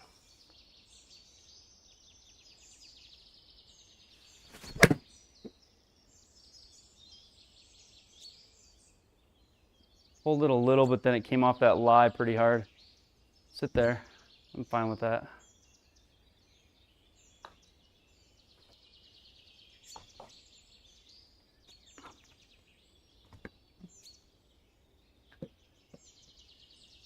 A lot of people have the Mevo. A lot of people have the Mevo. I think it's because of the price for the club data, right? Is that what everybody that has it, you're getting it because, well, it's got the club data and it's pretty reasonably priced when considering that? All right, so 18, way above me. Should come off this lie a little bit. Whoa, check that out. The shot ready indicator just turned green. I didn't know it did that with OpenAPI. Maybe I'm dreaming. Okay, 18 yards uphill.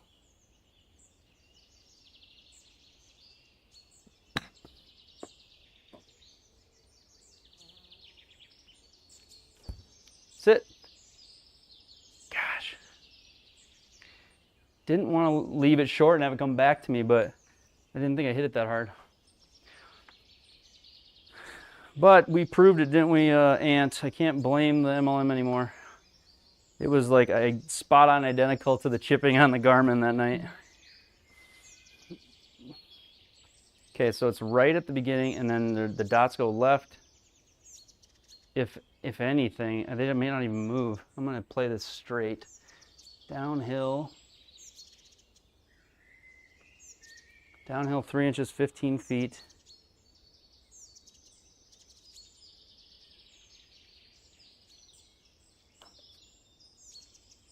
Come on, come on. Yes, we needed that, yes. Let's go. We're just pumped about pars tonight. We got one birdie. Awesome, okay, number 9. We are in 54th. The goal for me is like top 50. If I can get top 50 on the tips tour, I am pumped. So, 2K for the unit, 750 for the pro package. Yeah, it's hard. I mean, if you don't have a lot of space, the best thing is probably a camera unit on the ground or maybe overhead unit. But the radar units are the ones that sit behind you. They eat up space because you need space for flight and you need space for impact behind you. So, all right. Let's look up there and see if there's another cliff.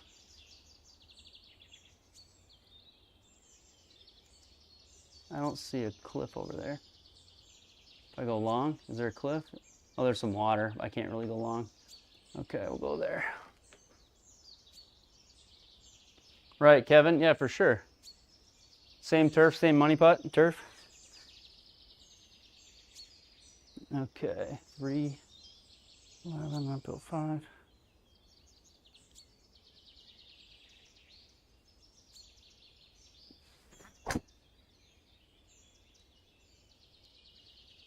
Should cut perfectly around the corner, I think. Just don't go bunker. Okay, awesome. Yes.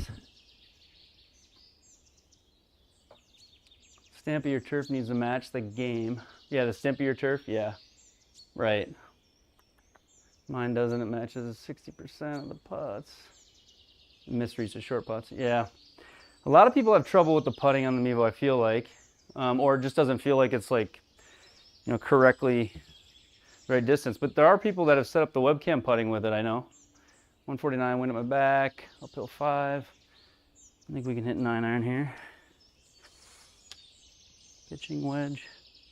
Gotta check my clubs. Famously have hit the wrong club multiple times while streaming. Just grabbing a club and going. 7-foot settings have never failed.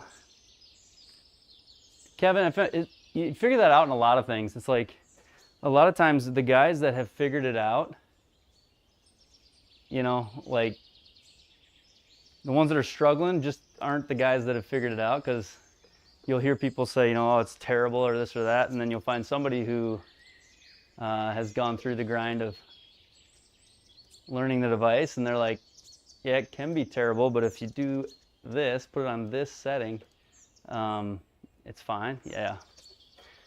Good for you for figuring it out. Okay, 9-iron, wind at my back. Playing this 149-ish with the wind at my back, so 142 maybe? 142. Come on, let's hit a good one.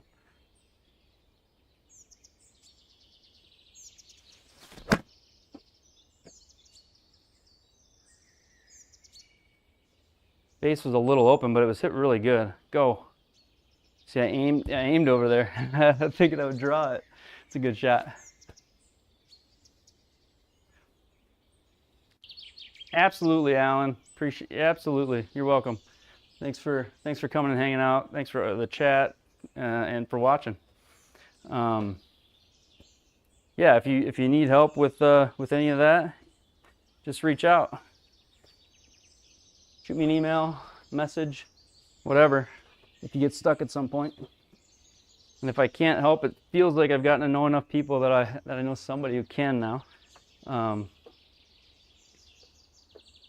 There's nothing worse than just the technical side of a sim not working out for you. You have all this stuff in there and then technically you're just missing one link or something doesn't work. I can't tell you how many people I've worked with or helped get something just little working or connected, and it just changes the way the whole thing goes. That's why people spend a lot of money on the really expensive ones, is because they're just looking for, a one-button solution to get in, because that means a lot, All right, it looks like I'm overreading this, I know, but, or maybe it doesn't to some of you. It feels like I am. 23 feet. Come on. Oh, I think I hit it too hard. Go in. Sit. Had about 18 thoughts there.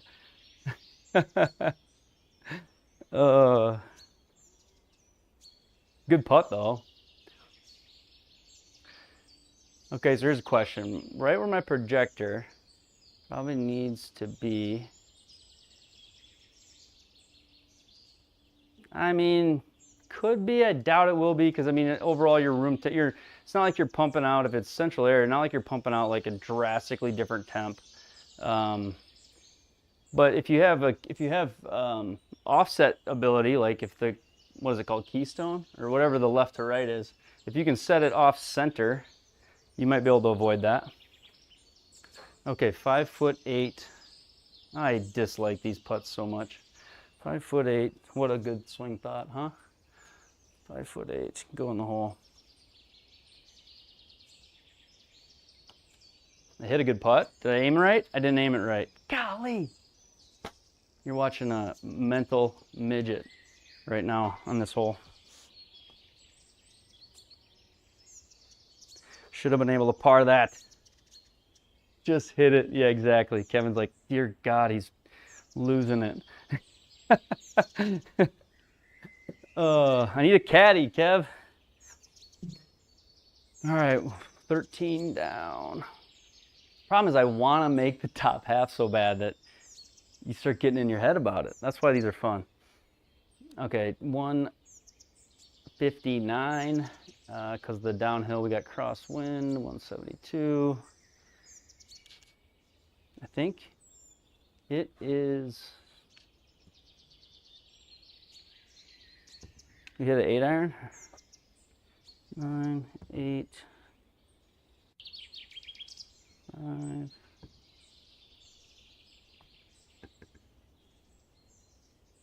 Gotta find the right club. Yeah, let's see here. Right there. All right. Durango, 12 feet. Just grip it and rip it. Caddy, just grip her. Where were you on that one? Where were you on that one, jackass? Lafferty Daniel.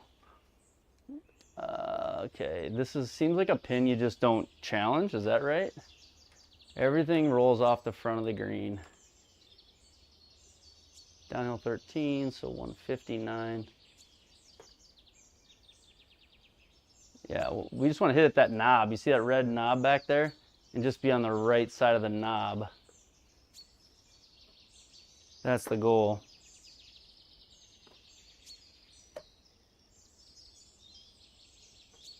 All right.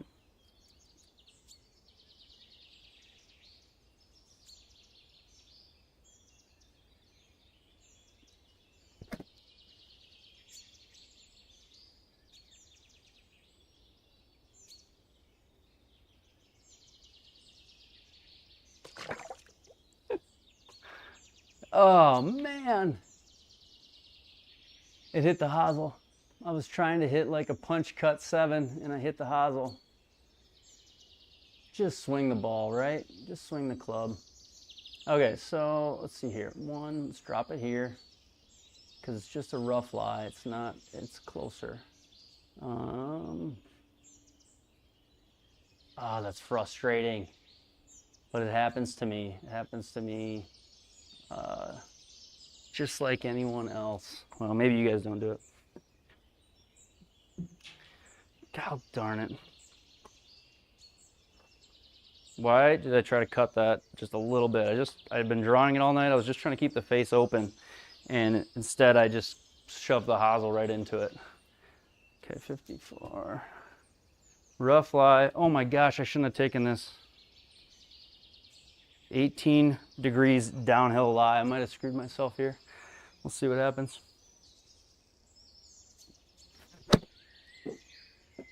Swung a little harder because of that downhill lie. I don't know how it's going to come out. Yeah. Bummer. Okay, well, we just got to salvage here.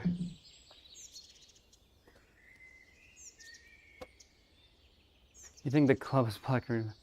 Friends that came over, yeah. Club is blocking reading the ball. It's helpful to put the, if you're doing webcam, to put the mask up on the screen while you do it. Okay, 21. Downhill. We got a flopperoo here.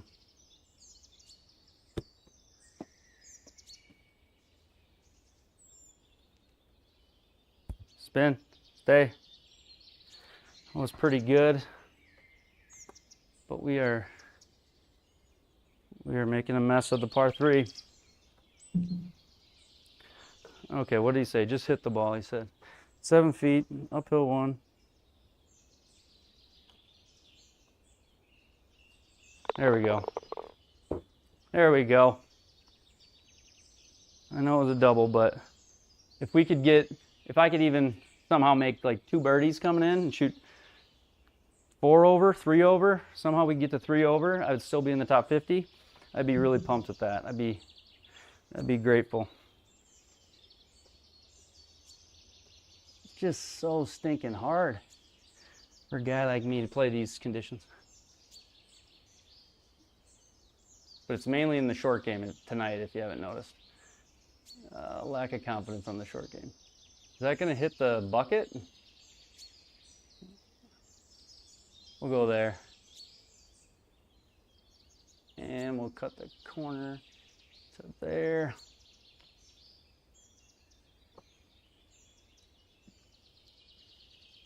Hardest course and hole you've ever played. In real life, I don't know. Hardest course I've played in real life. It's a great question. I haven't gotten to play a ton of super hard courses. I think desert golf can be some of the harder golf you play. I was just down there, so it's fresh in my mind. But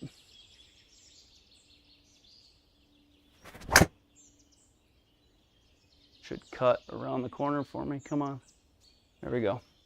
Some of the desert golf, like I played Troon last week, and it's like if you don't hit the fairway, you're in the cactus and you can't find it, and the fairways aren't huge. So some of that golf is tough because it's just like if you aren't in play, you're screwed. And if you want to get into like attacking positions, you've got to hit drivers. So could you replace with regular balls so all your shots go straight and further? Simulix, you probably could. You probably could. The SGT, so it's got different levels as far as like leagues go, Stu. So like, how do I put it? You can play the web.com tour or the web tour, and that's for, they don't let people with ball speed over a certain amount even play in those events. So like you're playing against guys with similar ball speed, which honestly, that's a lot of what handicap is. You're limited what you can score by your ball speed. And then they have like, so they have the web, they have the SGT, which is more casual, and they have the pro, and they have the tips. But they also have auto putt tour and all these different things. There's leagues that are just for old guys. There's leagues that are just for high handicappers. If you go into the league section, you can join them. And then a lot of the tournaments are flighted anyway. So you'll be in your own flight. Like this tournament, I'm in my own flight. I haven't looked to see what it is, but I'm probably in like the 3rd or 4th flight.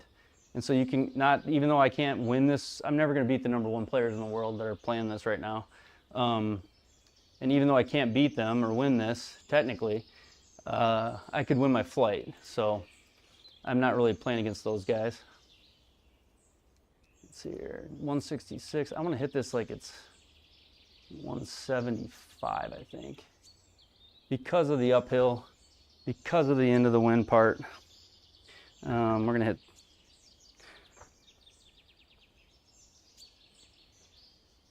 Uphill 8, into the wind 10. Actually gonna try to hit like a smooth choke down 6.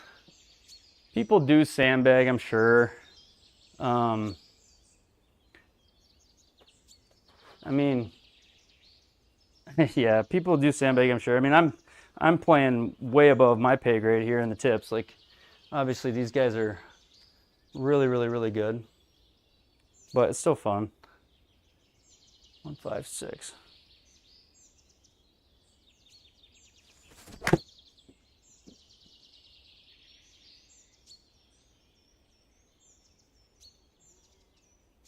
What are we doing, boys? Sit. No. Trying to hit that, I just can't do it. I gotta just hit regular shots. It's just so tough in this event. Trying to hit punch shots. Okay. All right, let's get up and down. That'd be fun. That's kind of what I like. I find myself, even on the days that I'm not playing well, or tournaments that are getting the best of me, like even something like this, let's say. I mean, I'm just like, now I'm fighting to make this par, and that it's, you know, if I can make par here, that's a win. 42, uphill 5, so we're way uphill, 5 yards uphill, and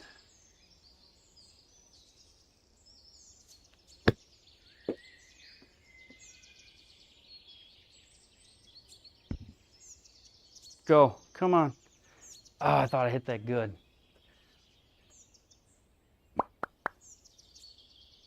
Swamp golf is hard. Played down in South Carolina. Yeah, swamp golf, I'm sure it is. I haven't actually played much of that. All right, so we gotta try to get out of this one with the bogey, and then we're gonna need to see if we can't make it up on the next few. Okay, so we'll go there. We're downhill 7 inches on a 35 footer, so we're downhill by a lot. Let's go 20. Let's hit like 20 feet.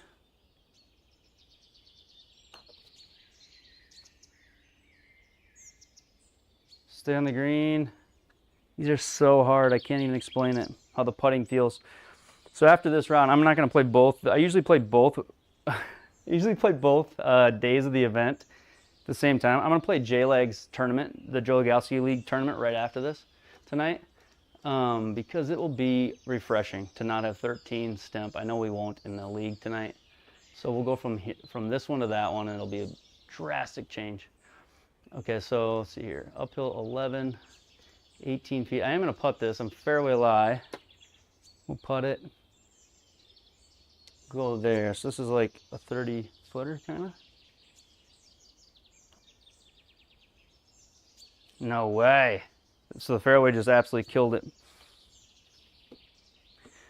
Whew. We got to make this. How do you join a league? So you do have to pay a little bit more than the standard membership to get into the league play. All right, come on. Uphill 11, 16 feet.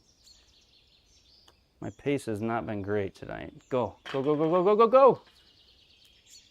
There's where we get the name Triple Bogey, because we make them. Oh, man. You know what, Durango, I probably could. We could write the R50 into the connector. It wouldn't be a Bluetooth one. We could do like an OCR version of the connector and get all the Garmin data in and integrate it with webcam putting. We absolutely could do that. You'd have to use the HDMI out and the driving range on the club data mode, and we could do that. Maybe I should endeavor and get it set up. It would probably be a huge fix for everybody in the Garmin community. All right, 321.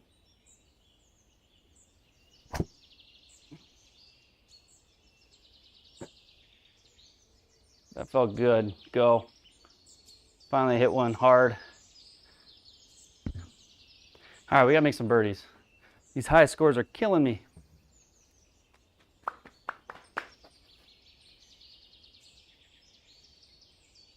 Hey, sweating in here. It's so hot in here.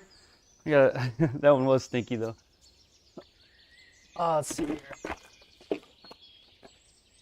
What are you hearing, like sound from my mic? You think I let one rip or something? Come on, Ant. You're always giving me a hard time. All right, so 233, par 5. We need to take advantage of one of these. 240. That doesn't look like one I should go for, but we are so far over par right now that we might as well. 233, uphill 9, so 241. Into the wind 10. We're gonna hit 3-wood, try to get, oh, it doesn't look like too much trouble. Maybe we end up in that bunker.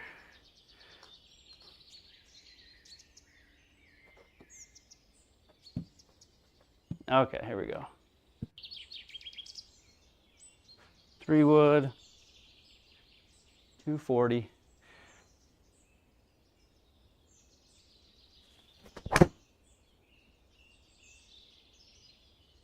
I hit that pretty hard, but it's just not left enough. Sit there.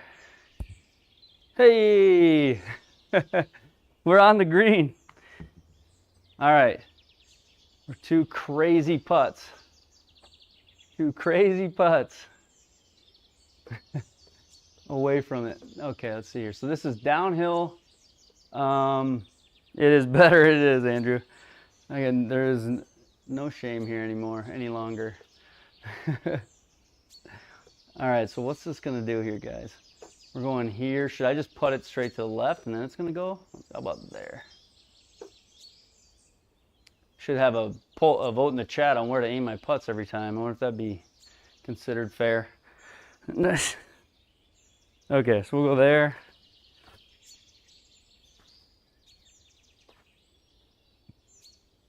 I mean, making this putt's not really something I'm thinking about. It's more giving myself a chance at the next one's what I want. I want the next one. Okay, so 56.5. I'm there. This is all down and left. I'm gonna end up off the green, mark my words. Okay, so downhill, 50, 40.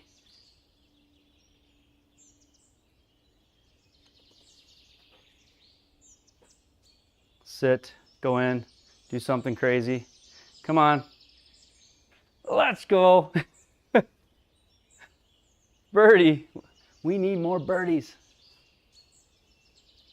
So yeah, the putt tracker works with whatever color you train it to. So it's like Open CVs, which is, you know, computer programming. It's image it's object recognition. So it's literally, it's saying, you know, trace something with this exact hue and value and saturation. So you need a contrasting color on the ground and a contrasting ball. You can try to do white, but your clubs screw it up, so it doesn't really work. And then it just tracks that color and takes time and distance measurements and throws a speed in there. So pretty cool, kind of simple concept thing that they put in. Yeah, webcam putting, it has already preset, but I would encourage you to dial in your color settings outside of the preset. Get them exactly to your hue, because it will make a difference on how well it reads it and how consistent your putts feel. So if you ever felt like, I know I just hit those last 2 the exact same speed, but it input a different speed, it's because the light's hitting it different. And you know, if you can get the hue really dialed in and get the color right where you want it, hitting the D key, the webcam putting is so consistent in the way it feels. Obviously, as you know, I'm a huge believer. So, all right, here we go.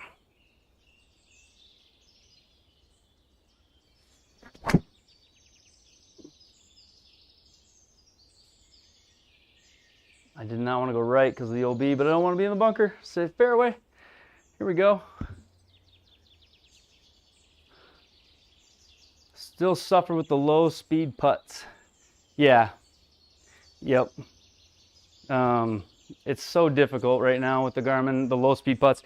I did talk to the Garmin engineering team on Friday. Like, they called me about the low speed putts. So I would say if you're going to have faith in the fact that they're going to fix it, they cared enough to call some random dude using their product. you know. I don't know, you know, how like the true level of force they're putting on fixing it, but they're trying to do something. All right, 134. We're uphill so far into the wind. We don't want to miss to the right at all. Okay, I got 9 iron.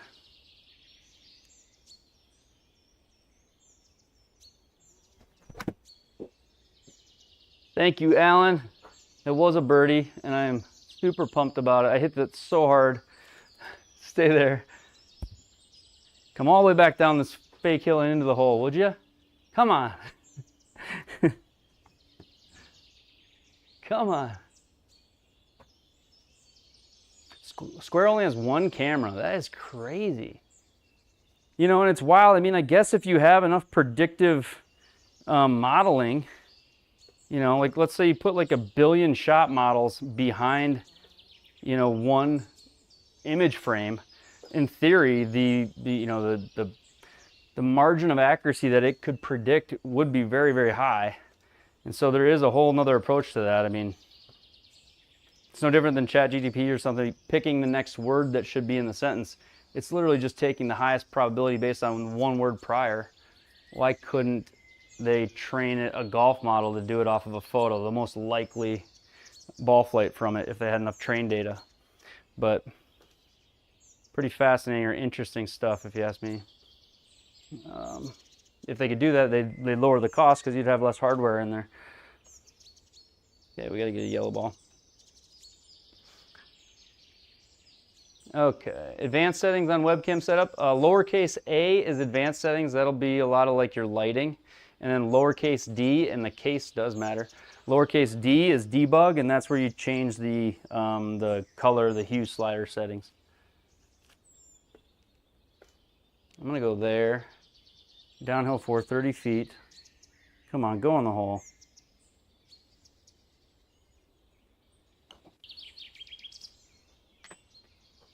Come on, go in the circle. Go in the hole, go in the circle. A and D key, yep. A advanced, D debug. D will show you like the mask, which is like a black, you should have a black background, and the only white in that black mask should be your golf ball. And then A is what will just give you your like camera settings, and then the settings of the connector, kind of. The advanced settings of the connector. This round could have been. We've been scared of putting the whole time. But a birdie and a par, last 2 holes. There we go. All right.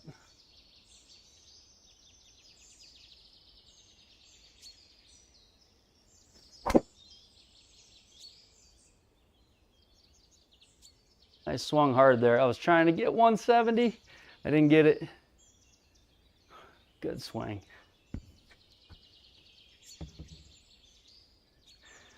Maybe we were just getting warmed up. This 9 over that we're 8 over that we let ourselves into, but we got to battle back though. We can still make the top 50 pretty easily. All right, 82. Yeah, we're gonna hit this. Another false front. These are just full of these false fronts. Okay, so my thought on these, whenever it's like this, I go up a club and I go 3/4 just to take the spin off of it. And it sounds like I know what I'm doing when I say that, so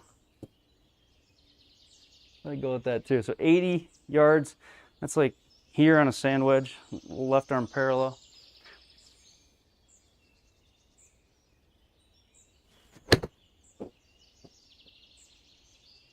Try to come out of the shoes. I might have hit that a little hard.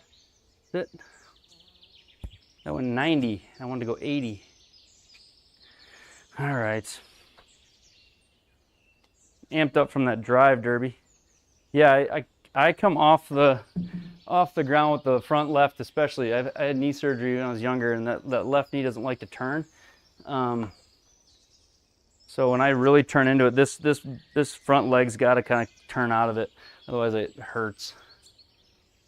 Okay, downhill foot, 41. So this is like 29 feet, just trickling down there, 29 feet.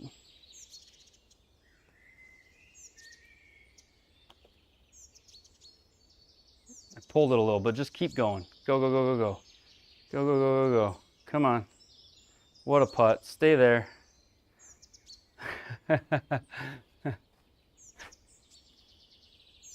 I think, it's probably, to some extent, the algorithm that all of our launch monitors use is a form of AI, right? Like, it is a trained model. So they are taking a measurement, like say 2 photos, but then they do have a trained model that says, you know, if these 2 measurements are here to here, and then it is able to calculate certain things.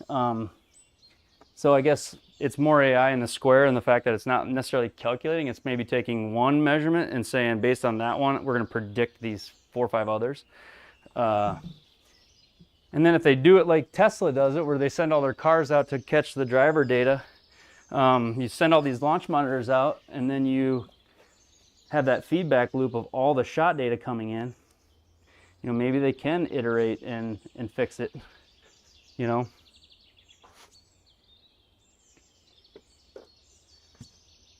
All right, I want to get through this to just to play Joe's, but I also want to finish it well. We're going to swing hard to finish.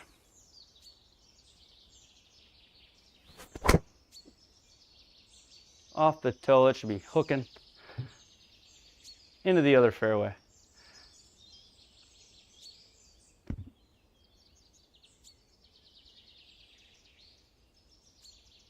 Ooh, I need to get to 6 over.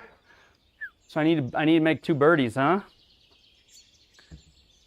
And Razor, you got photo confirmation that you have the same settings too, right? No, good round. Good round though. I have squandered on the putting surface tonight, even though I have my beloved webcam putting. I have to choose a different line here. There we go. Go there.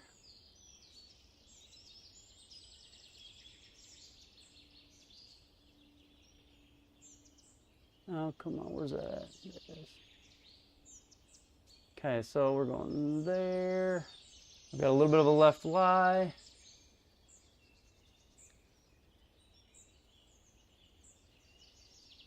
Everything feeds off the back of this thing, so 232, is that really what it is? 232? Is that the case? 233. If I birdie this one, this would be a heck of a birdie. 233 downhill 5. 233 downhill 5. This would be an amazing birdie. We got this.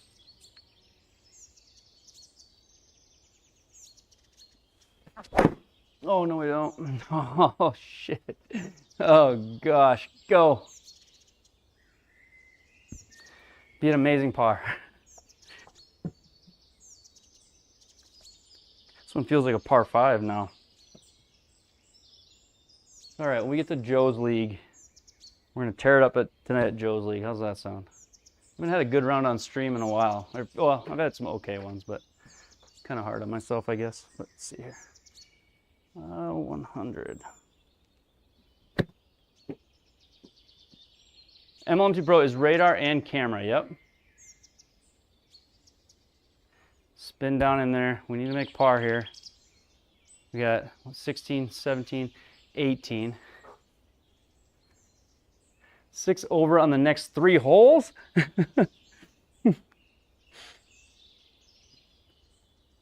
V1s tonight. I tore up all my Chrome Soft X's on that Bryson challenge that I didn't complete, embarrassingly. Like ball 115, it like bounced in and out of the cup, and that's the only consolation I have to say about that.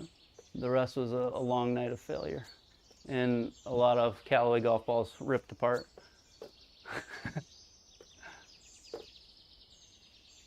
Okay, 18, downhill 1, go in the hole.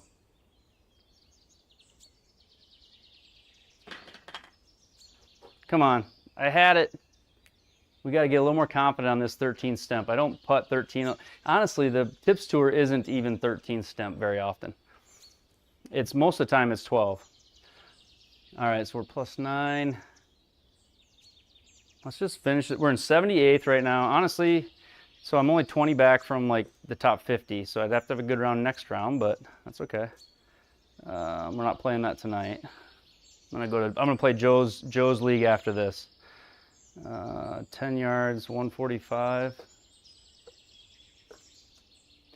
Whenever there's a right to left wind of 10 miles an hour, it means I'm going to hook the crap out of it because I can't seem to hit a straight shot with that right to left wind. Let's do it here. All right, 145, downhill.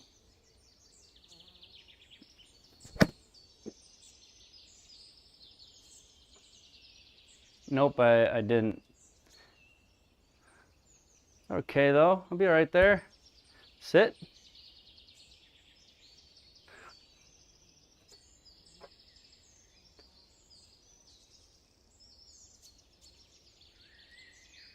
Evo's using the front camera. Use the front camera in a minimal way.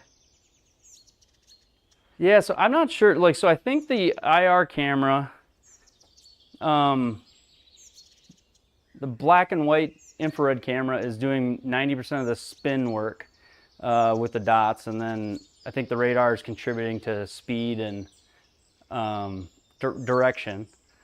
But I'm not 100% sure on it, and I've asked a few times, but they don't seem to love to like talk about it, honestly, which is weird. I'm like, I'm not gonna build one. I just wanna.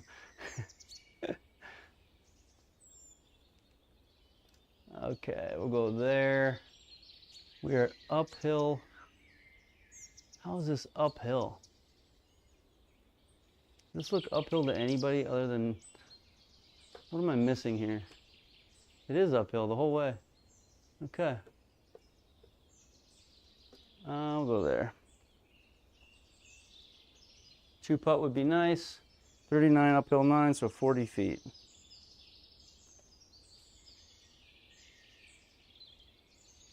Go. A little more. I tell you what, this 13 had me so scared because I really haven't played on it. It's not a ton feel different than 12. There we go.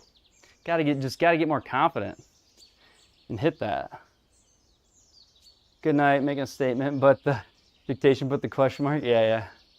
For the XPut Square is the same company. Yeah, they are, for sure. You were right. Taking off, Alan. You're gonna miss. You're gonna miss me tear up Joe's League. I feel like it's we're gonna come onto it. Come Joe's League. It's getting late though.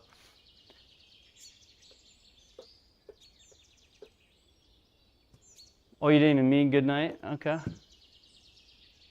All right, here we go. I only have 3 ball speeds over 170. I think there is 1 Callaway here. If I'm gonna get over 170, I'm gonna need a Callaway. Let's try to do it.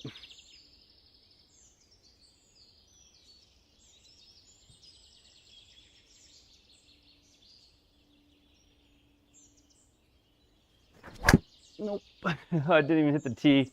Just should be a low cut, it'll be fine. Gosh, really popped out of it. All right, one more hole to try it. 146. Wind at our back. Interesting when you can hit the ball with no tee. It's like the John Daly pop can shot. All right, 146 down 12, 134 wind at my back. This should not need all of this.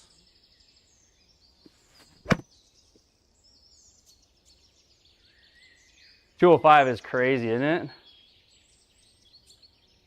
I also know that I could not spot Bryson DeChambeau at the bench press. That'd be worthless. So I couldn't even be a spotter. So I don't think we were ever born to have the same club head speed, him and I. Guy swings so hard.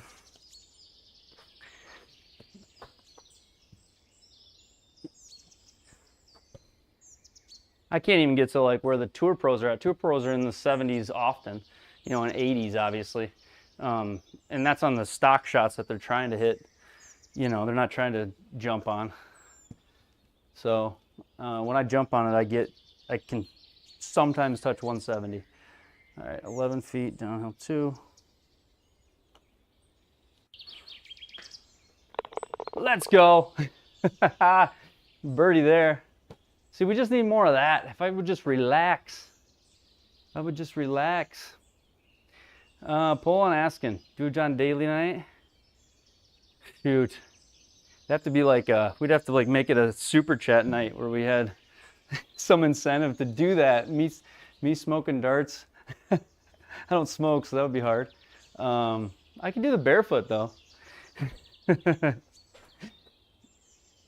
When I played with Joe Legowski and we did that break 50 together, we not only was it was a ton of fun, honestly, but I remember seeing one of the comments on it and they were like, triple bogeys, you're John Daly, Joe.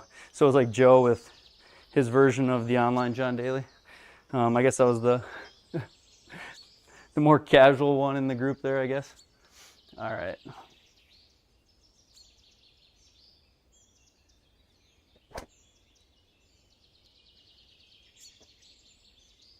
.1665. I couldn't get it, but it was a good swing. Stay there. All right. Last hole in the tips tour, and then I'm going to JLAG League, warmed up, ready to go. We're gonna go play JLAG. His are just 18 holes, so that'll be fun, and they won't be near as hard as this, so I won't have as much excuse for the poor play. Okay, 141 up to 11. We're 151, but the winds at our back, so another good swing to finish the round. Come on.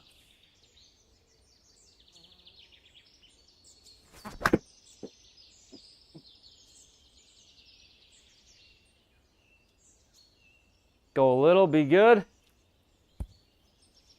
Stay there. Yes. No, they don't give you the family recipes.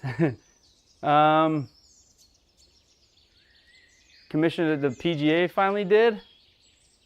I mean, look what the live guys are doing with their teams. I mean, they got Bryson's channel. They got Phil's now got the, is it the, I forget the name of his. One of them's the Bombers. One of them is, I forget the name, but you know, look what the other guys are doing. The PGA held the rights of them to make any of their own content because it's all owned by, they're owned by the PGA basically. Those live guys are bringing in a lot of younger people that watch YouTube golf. So yeah, they should take a hint for that. All right, let's finish this. What do you think of that line? Any votes in the chat? Any votes in the chat on the final putt of the tips tour before we run to JLAGs? What do we think? More or less? Uphill 2 inches.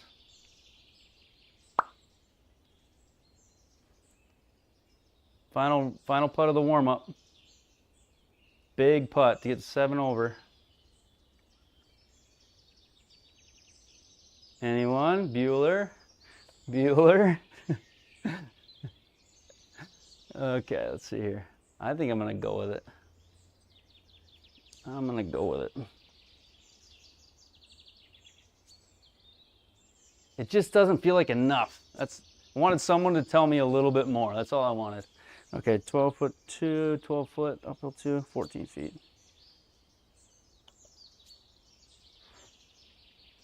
Come on! Oh, if I just hit it. Ah, birdie finish. Could have been. Could have been. All right, so not bad. I know that looks bad, but for the tips tour, I am not super disappointed in that. I am okay with that on the tips tour. That's tough. I got to get better at the short game stuff, and I can't miss so many greens. You just got to hit centers of greens on the tips tour because everything's so fast it rolls off. All right, let's go play Joe's League. I am obviously warmed up. It's so hot in here. It gets, whenever I play sim golf, it's like I don't need a mini split, and it's 0 outside. So, okay, sim golf tournaments. We're gonna go play the JLAG League at London Golf Club's Heritage. Play round 1. His league is more on the fun side when it comes to settings. So putting will be normal. Soft greens, normal fairways. It's at sea level. It's probably got a lot of water then. 6,700 yards with Saturday pins and 5-foot gimmies. Okay. Play. Let's go play. Let's go get it. And then I should look up. I wonder what the lead is. Anybody in league played Joe's event yet this week? Let's see here. Let's go to Joe's event. The Heritage. 8 unders leading it, then 2 under, then 1 under, then even, and then a bunch over par. So I can show you that too. So here's the Dunhill Championship. This is Joe's league. So it's in the UK. Ash UK is at sea level. Scuba 1974 is 8 under. His world ranking is very similar to mine. He's in front of me by about 10 slots. So let's go have some fun. This should be a little bit shorter. Hopefully we can make it a little easier on ourselves.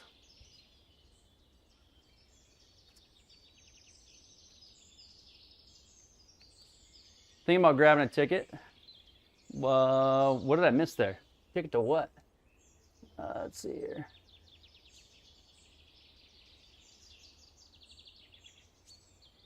Could have made something special. Yeah, American League, NSC, SC, PGA. Oh, a ticket to the, yeah, I would love to go to that thing.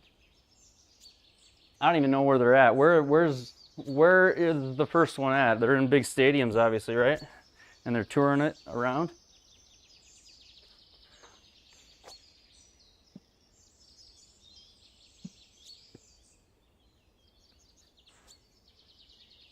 Okay, so here we go. Joe Legalski's league. Coming for you, Joe. London Golf Course Heritage. I didn't see that Joe had played this one yet, so.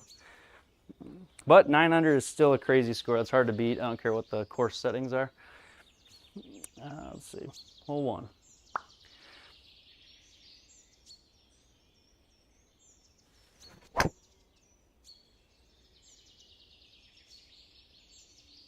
Just find a fairway. There we go.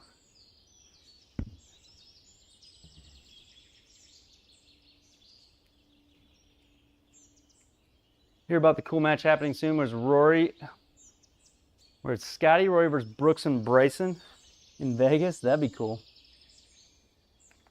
Hey, look at the scorecard here. Stimp 11 and sea level. Okay. Stimp 11, sea level. No, that sounds like an awesome match to watch. Remember when Tiger and Phil had that match and it was just a dud? That's the thing. They got to be able to... You never know whether it's going to be exciting. The thing, when you have a full field of golfers, you're like guaranteed it's going to be exciting because you just wait till it shakes out and then it's exciting between who's left.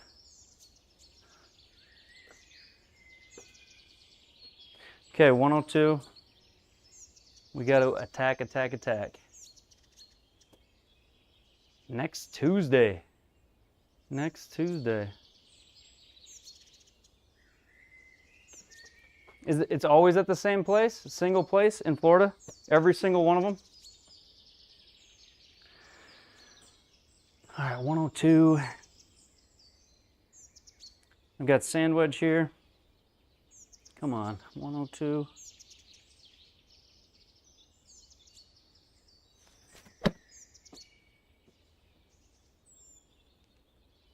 Be good. Go in. Something. Come on. Spin in. Oh! Let's go. Let's go. Birdie to start. Let's make 10 more of those. How about, huh? It's always good to be pumped before things go bad. You know? Okay, 1 under. We're in. What does that put us in? That puts us in 3rd place just with 1 under because there's only been like 20 people that have played so far. But the leader is 9 under, which is no joke. Okay, 245 to there. If we can drive it well, this course is not long. I imagine that long grass, though, is going to play like deep rough, and the greens don't look that big. So, drive it well, we can score.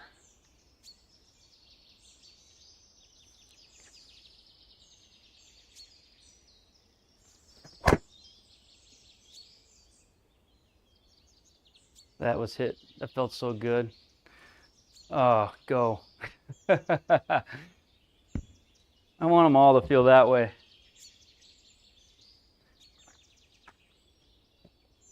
That was a good one.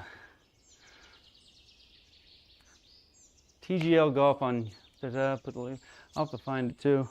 I thought somebody said that it was like rotating between different stadiums. That's not the case though, huh?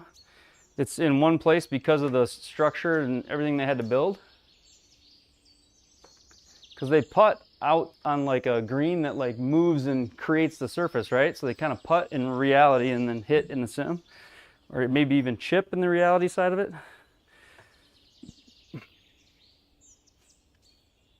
Okay, 76. 1 mile an hour. All gonna be raw yardages. So this is a 58 degree. 76.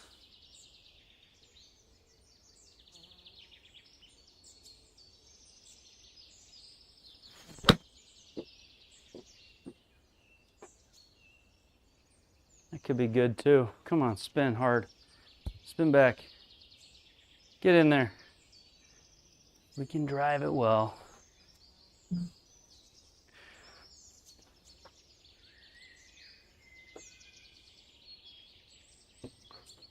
Okay, we'll go right there. 7 feet 4 on the firm side here.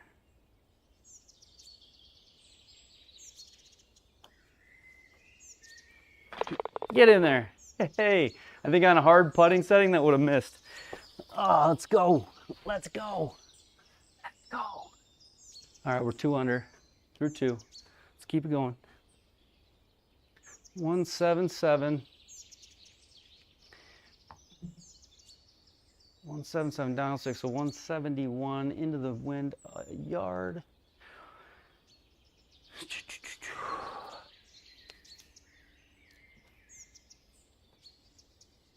Here we go.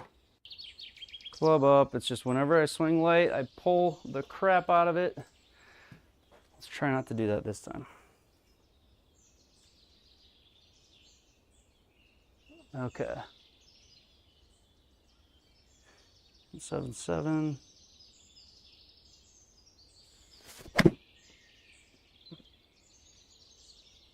It's like the lower body quits and I just pull it, but that's enough club because I took a 6. Sit there. That's a good shot. Let's go.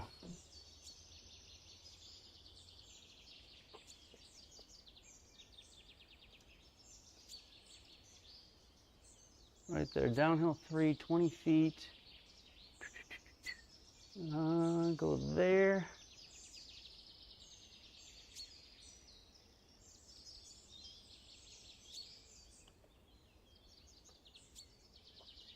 Come on, go. Come on. Come on. Oh, come on. Getting greedy now, wanting 3 in a row.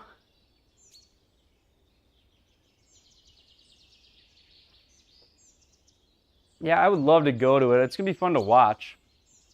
It's probably going to be, what, ESPN Plus? I got to pay for it or something? Feels like everything good is that way nowadays. Well, make them pay. All right. Go there.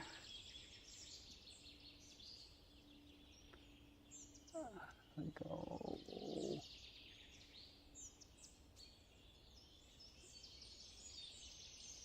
Oh, we'll tempt it a little bit.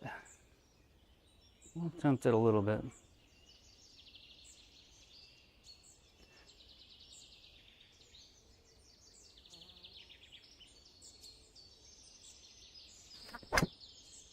and then I cut it just to make sure I don't go OB. That's all right though, that'll be good. So get over the bunker, go. It'll be bad. 10 degrees up, can I get out? Your desk setup, PC setup. Lars, I think I've got something for you coming. Yep, absolutely. There's people that want the full like tour, and that would be kind of part of it as well. You're not the only one to ask about it,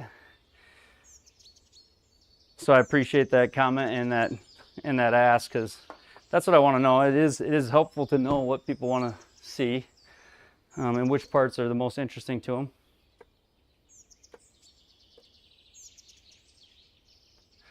Can I get this up in time? I just have a hard time telling how big the lip is. What? We'll go here. Got a little left lie.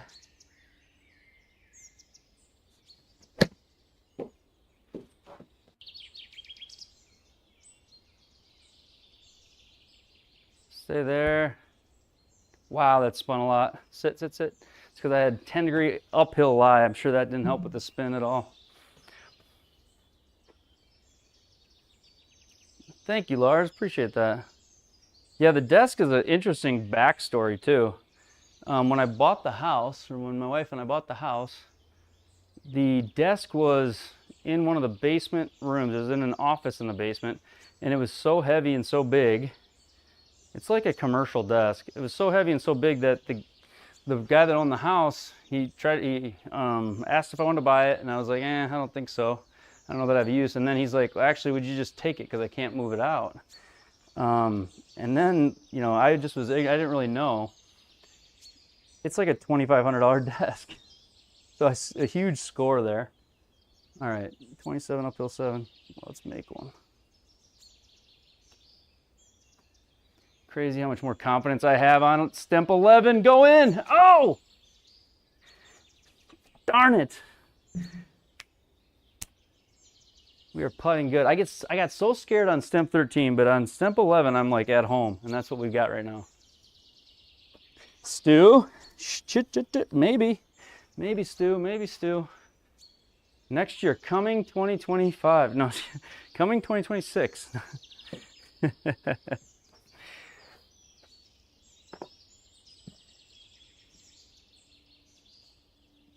All right. Man, we were like an inch from 4 birdies in a row. Those last 2 holes. How sweet would have that been? I don't know if I think I had 1 round where I've done that. Which makes sense. It's not something you do very often. Okay, 301. Let's try to blast these bunkers. Come on.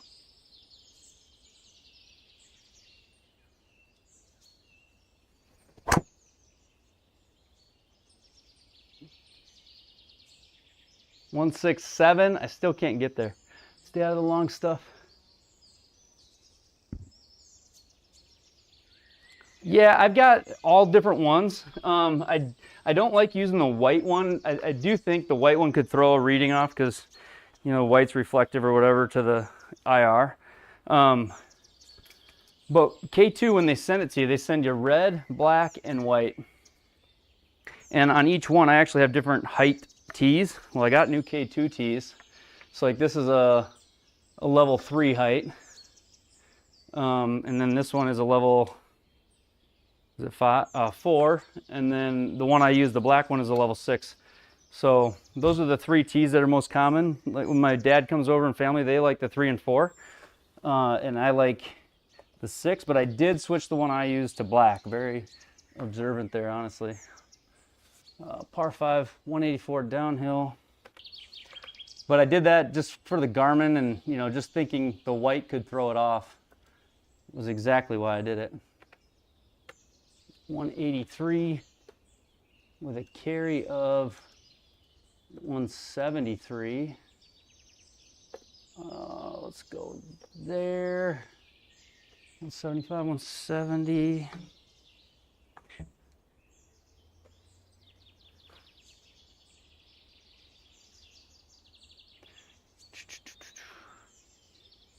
The K2 tees, the little like stands now, like the little, so they last about, I don't know, hundreds of shots. I had 6 of them to start, and they lasted me like 3/4 of the year.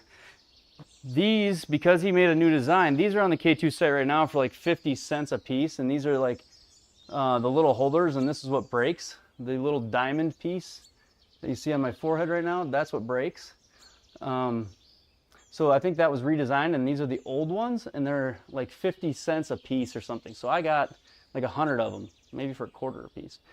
And then the little T that's inside, that just pops out. So the little T that goes in the middle, you get different height ones when you buy the first set, and that just pops out. Honestly, all I use is the 6, the number 6. And you can buy those little T stubs.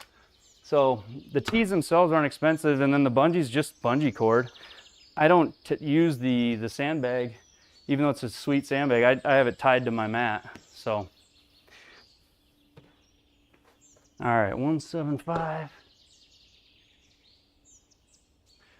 Downhill 5.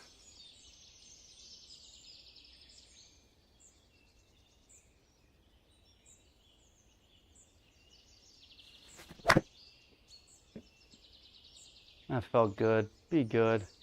Too much? Maybe. Come on. Let's go. We are hitting some better shots here. Honestly, some nights it's just like you feel cold at certain moments, or you just, I would say I was in my head putting on the tips around tonight. And now I want to make every one of these if I could. So 13 feet downhill. 13 feet, downhill 3. Somewhat flat right by the hole, but it breaks here at the beginning the most. It's like a big knob right here, and then it won't break by the hole. All right, 13 feet, downhill 3. For eagle. I pushed it. Go in. No! I almost accidentally made it. All right, Benoit. Golf is absolute confidence, isn't it? Good birdie there. Again, we're 3 under. Benoit Laduc. How do you say it? Is that how you say it? Laduc. Is it? Or is there no C?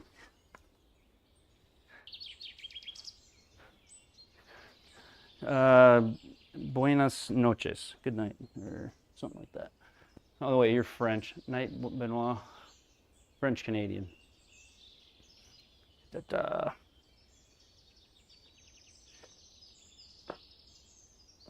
Okay, number 6, we're 3 under.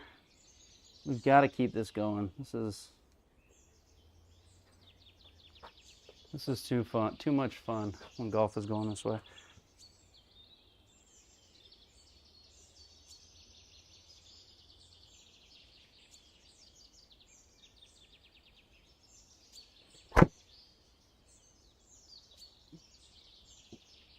Go.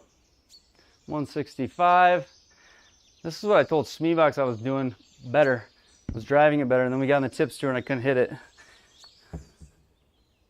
Got all nervous. Or I must have.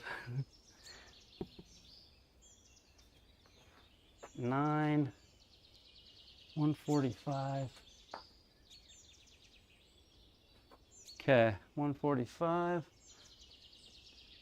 Benoit the Duke. The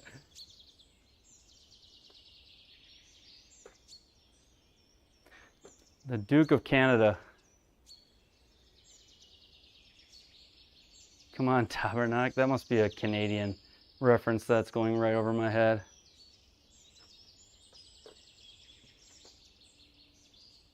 All right, here we go. 144.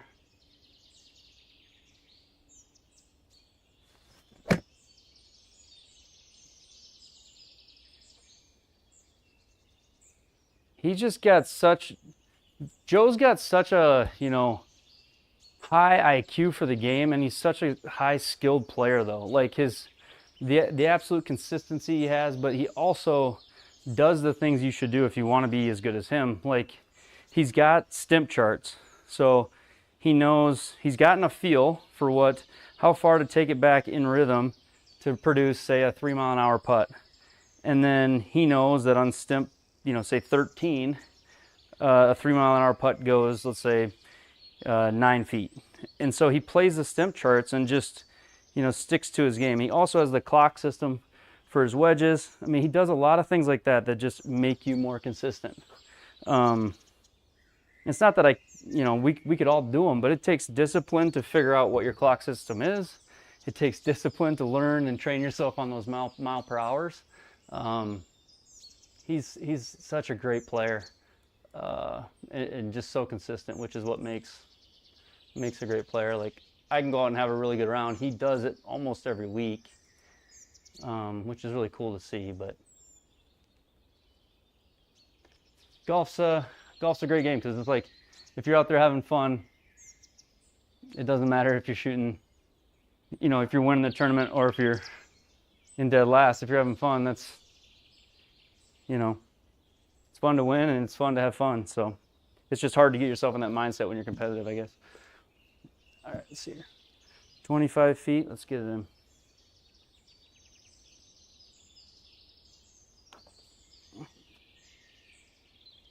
Come on, let's go. Yes. Told you we were gonna tear this one up today. 4 under. French swearing. Golf is purely a head game. 1000% a head game. 150. Wins in a touch. Thank you, Derby. Getting confidence in the putter. It's almost easy to get confidence when you come off of something so hard. Like, you're playing, like, it doesn't, I mean, sim golf, nobody really, like, how hard is it? You're indoors on a flat mat with no wind. But I mean, like, the level of shot that actually works on a hard stimp 13 green, or even on soft 13s, and then the number of putts that go in, it's hard. And then you come out here and you start making some good shots. It's not as hard. The confidence starts building. 150, and like you say, it's all that if you're confident that you can make the shot, you probably can. If you're scared of it, you're probably gonna hit the hosel like I did last round. French swearing, unlike English where it's all sex related. Is that true? Is that like a table trivia thing that I can take with me? Is that true? Downhill 7, 150.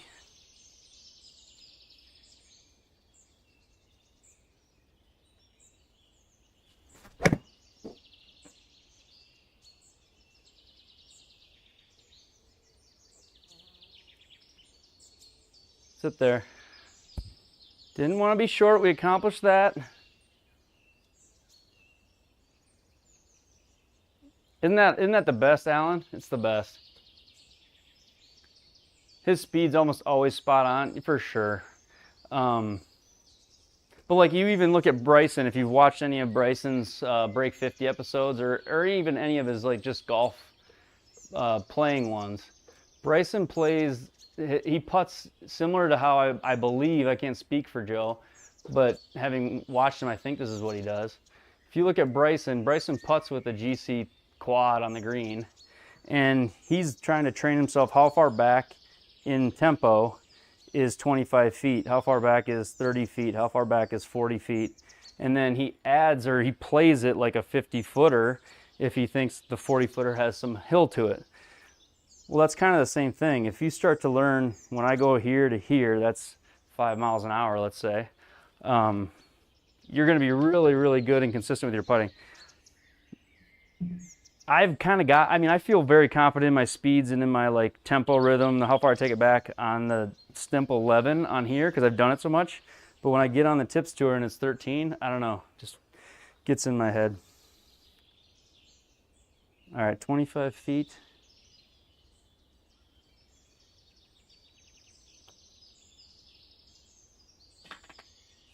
I pulled it and smashed it. You can see the line, just a little pull.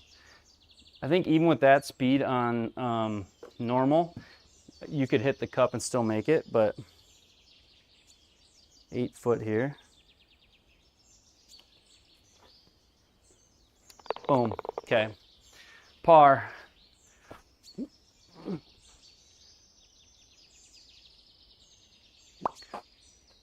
And Alan, that's the best. So like, not to humble brag and talk about Arizona playing TPC, but I got to play TPC Scottsdale last week, and honestly, it was like so beautiful out when we got there. The weather was great. The guys I played with were awesome, but I could hardly sleep the night before, just like worried that I'm going out to play something where I've always wanted to play that, you know, I didn't think I'd get to, and I'm just worried I'm going to play terrible, you know, and not enjoy it because of that or something to that effect. I went out there and hit the ball so well. You know, I think a lot of the guys from the Midwest that I was there with hadn't played golf in a while. I had been playing sim golf, and it absolutely brought it out there, and it was a blast to just go out in the middle of winter cold after I haven't played an outdoor round since September. To go out to Arizona and play well like that was freaking awesome. So to put it any other way. All right, Derby.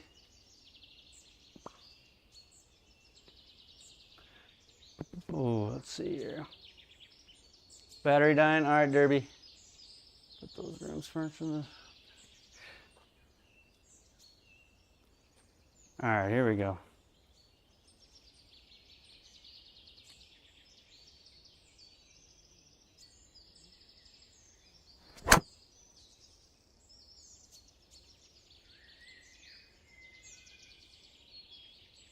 That's like the first offline drive we've hit, but I hit it hard. Deep rough. Par 5, 277. We shouldn't be too affected by it, but I was trying to get some speed under it. Wonder if having the projection screen helps.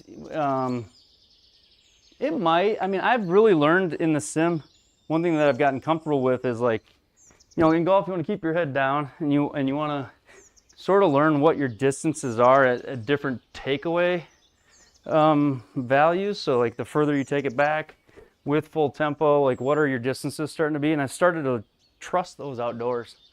Like, oh, taking it 3/4 with this club is going this far versus having to visualize how far I'm going to hit it. All right, I just want to get this out and advance it.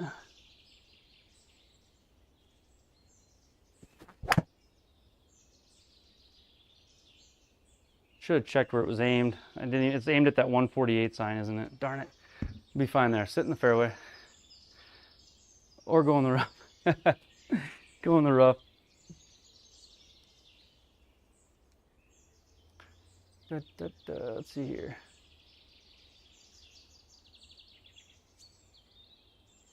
I've done this with X-Putt and it changed your game. Perry, for sure. You know, that's I think what Joe did. I mean, Joe's a big X-Putt guy, and yeah, I think if you can figure that out, I should work harder at it. And that was one thing I did, you know, it was one of my comments about the Garmin was I wish it had practice putting. That's something I want to be able to do. I want to be able to, and I do with the webcam, but I was hoping to get something more like, you know, real world accurate tested.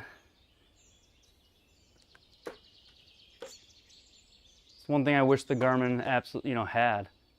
Okay, so 112, downhill 11, so 1 into me, 1. I don't need this. Go here. Okay, come on. 111.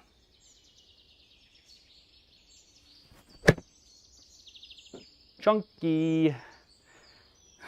But it might get there. I don't know. Go. Ah, hit behind it. You can really feel it on this mat when you chunk it. Deserved that.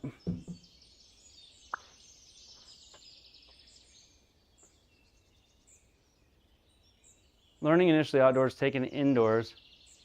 It could be Durango. I think it's hard to fully take the indoor stuff outdoors. You know, the impact into like turf is definitely different. And then getting aligned outdoors, you got to get comfortable aligning yourself for sure. But that visual you were talking about. Okay, 22, uphill 5, 27.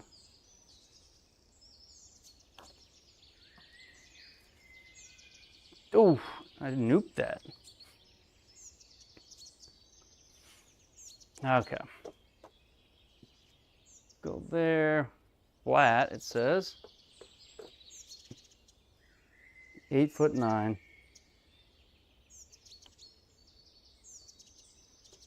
Get in there. Oh. Bogey. We got to battle back now.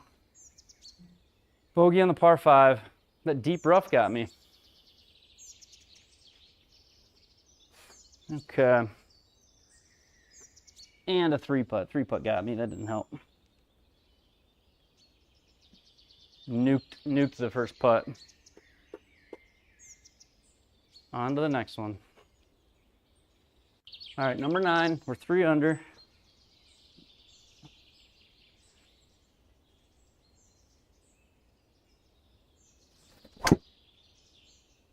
That'll cut. That was so thin. It should cut a little more, would you? Go. Oh, no. Get out. Okay, perfect. 151. You asked for putting on the Garmin site. Have you had any feedback from them at all? Like a support or anybody? Have you reached out to them at all, Durango, for anything? And how have they been if you have?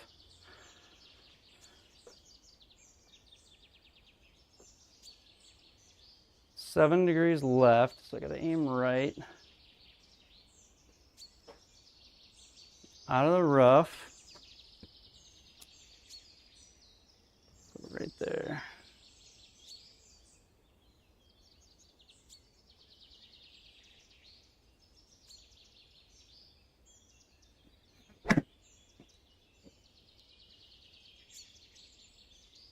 Gosh, that went so high. How is that possible? Go, go, go, go, go. Is that because of the lie? Get out of there. Okay. That went so high. At least steal the stimp chart. I did. I actually shared that, Mark, with the Garmin guys. I shared the stimp chart with them. From GSPro, the one that's online for GSPro.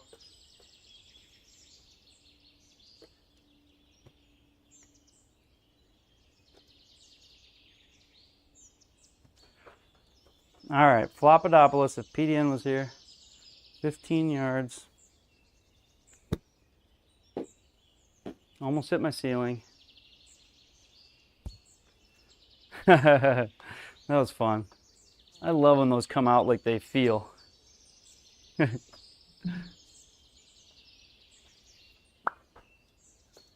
Deep Merde, is that poo-poo? Deep poo-poo?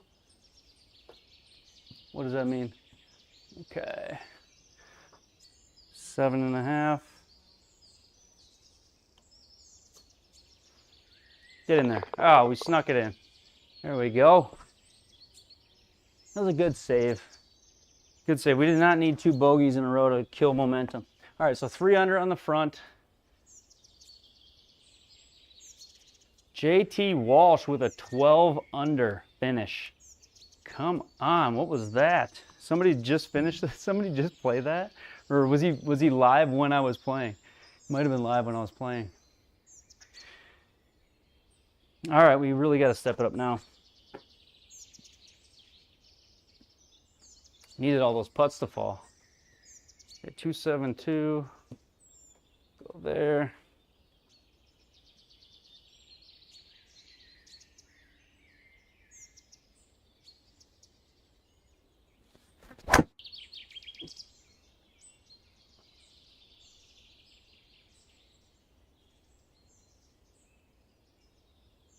That felt so much better than that ended up. I thought I crushed it with a draw. Okay, so what do we got left? 143. Uphill 9, 145. We're in deep rough. So we're gonna, somebody told me one time, what, 30%? Is that the play, 30%? Just go up a club.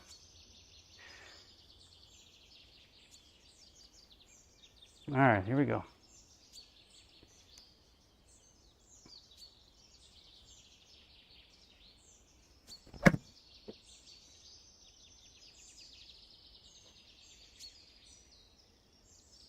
Get over that. And bounce all the way back there. Go. Not bad for a deep rough. I actually hit it 152 and it only carried 124. So it tells you what the deep rough will do to you. Do not want to go in there. So this is a course, like you can see on the first few holes, like when I hit fairways, you got scoring chances. Oh, wouldn't this be fun?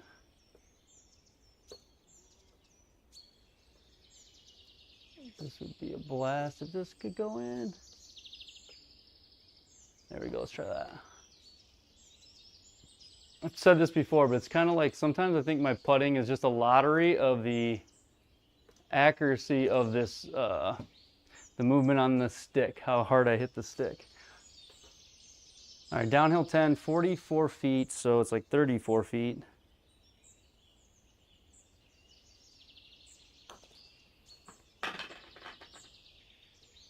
I'll break back to the right by the hole. Come on, break back to the right. Come on. Oh! Oh! That had a chance. I don't care what you say. I just had to hit it like 0.2 of a mile an hour harder. Ah, that would have been fun. That would have been fun. Okay, the 161 down 7, 154 is what I'm playing this. Small little green there. 154. I'm between 8 and 9 here. I'm gonna aim, because I always seem to miss to the left when I swing light. I'm gonna aim right, and the wind's off the right. Let's go there, light 8 iron.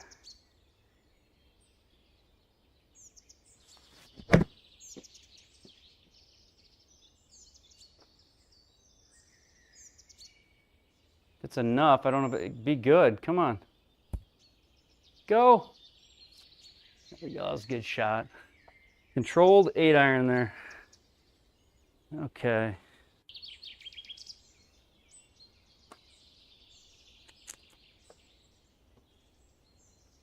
Right there. It's barely breaking. I'm going right edge.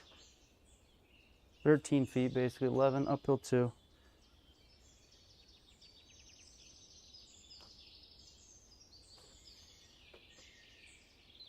Hey! Oh, I didn't think that was going to go in. All right. Heartbreaker to a freebie, kind of.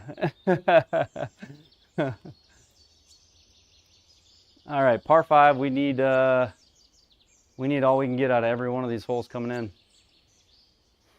Par 5. Never say never, Alan. You never know. Let's see here. Double eagle.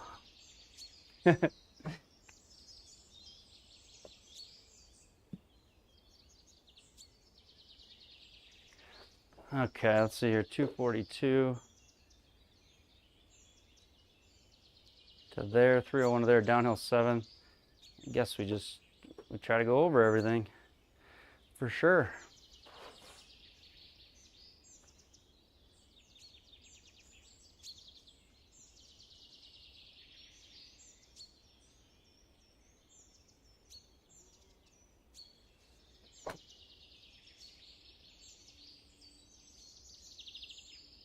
$165 was a good swing, good line. Hit the path and go far. No, it looks like a dirt path, so I don't know if it would work.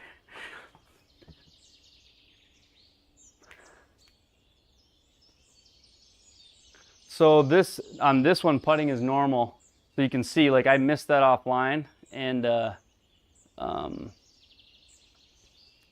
no, it's not, and that's a problem. Antenna it actually aims at like these dots. So sometimes it'll aim at like the 117 dot that you see on the like overhead map, and sometimes it will aim at the pin. I've had so many times, even especially when I'm streaming, where I'm not paying attention, and this red dot is aimed at that 117 layup, as if you're going to lay it up. So you got to check it. You got to look for those dots. It'll either pick a dot in the fairway or it'll pick the dot on the pin, but it's going to be at one of those white dots. It's not always. So it is important to check them. It's a great question. All right, 181 uphill 5. This is, wind is a little with, should be just a smooth 6 iron. The only way I know is I like always tap this when I start the hole. That's why sometimes, even though I'm not like gonna deviate the aim much from what it says, I'll start the shot by touching this just to move it side to side. So, all right. Perry Smith, that's for sure. I just got to get into that mode where I think of it that way. All right, here we go. 181, uphill 5. Come on.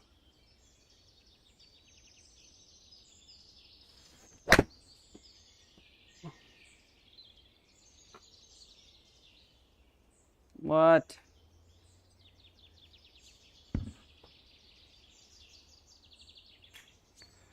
What? Huh. It felt better than that. Darn it.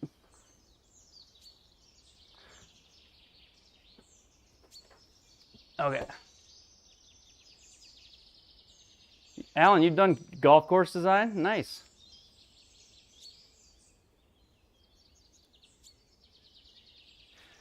Okay, 32. Would like to not have to stress about this after I hit it. 32, I'm coming out of the rough though. So like 30. This is the other thing I was talking about with Joe. He's got yardages on his, like, he's got a wedge matrix. He talks about it in one of his videos, where, you know, here to here with a sand wedge is a certain yardage. Here to here was, you know, with every club, he's got about 8 yardages that he can hit. And he's got them sort of memorized, which I have some of that, but if you want to be really good, you got to do all of that. But it kind of comes at the next level. I don't know that I'm at that level. 32.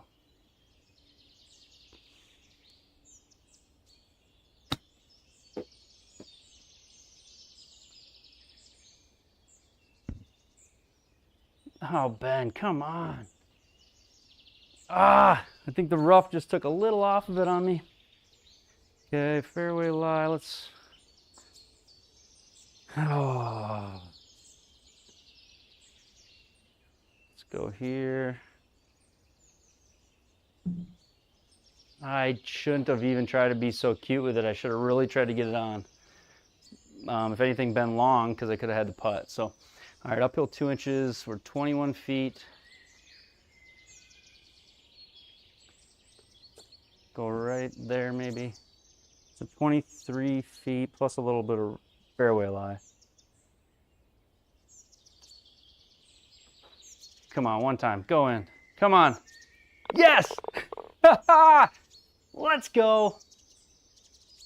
Oh, I made such a mess of that hole. Oh, I got away with it. Oh, that feels so good.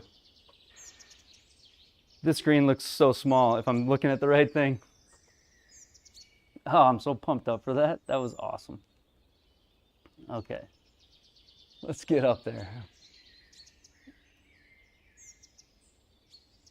Holy cow. Alan, or Stu, I've researched on it. I've done a little bit more. I went to like the next step.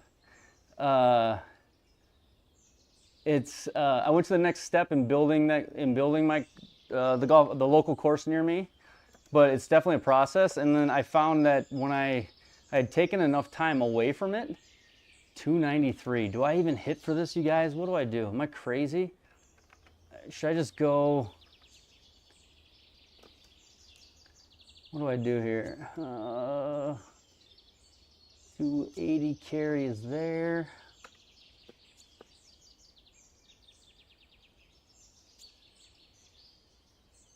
I think I just blast it out to the right. And if I cut it, then so be it. Or out to the left, I mean. So what, I guess if we hit it in the water, what's the worst case? We drop, and then we try to get up and down for par. It's not the end of the world if we hit in the water, but that won't be the goal. We'll try to hit one left of the green. And if we cut it a little, which I've been doing all night, maybe it'll accidentally go on the green.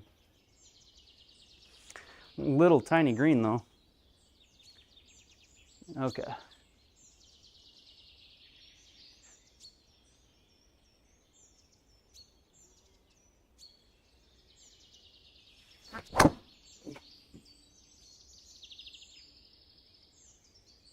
Too much cut. Dang it. That wasn't terrible, just too much cut. Ah. All right. Seriously, this is a deep, it's one thing you got to look at. So this is a deep rough lie. I can click next option. It would have been sweet if it hit the top of the brick and then bounced all the way up there or something. This is a rough lie, 9 degree down, 7 degree right. But then I can go back from here. So I could go back. 9 degree down, 7 degree right. How is that the case? It's not adjusting the, do I have to click over here?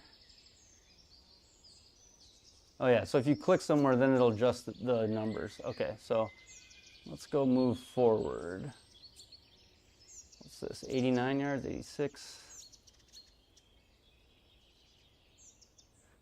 So if I go there, what am I, 1 degree off, 71 yards. So you basically can find whatever number you like. I'm gonna drop it there. Because if I go back, I'm still in the rough. No matter how far back I go, I'm in the rough. So, all right, so now we want to get up and down here.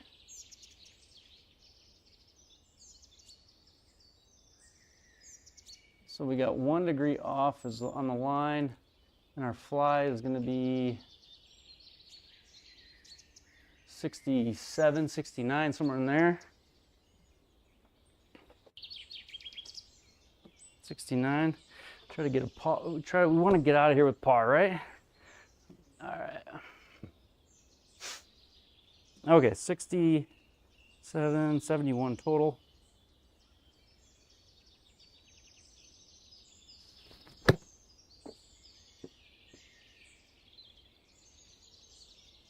Oh, come on, MLM. Send it. No. All right, good practice swing. It went blue and then it went back. If you own an MLM, you know what I mean. It went blue and then it went back to not.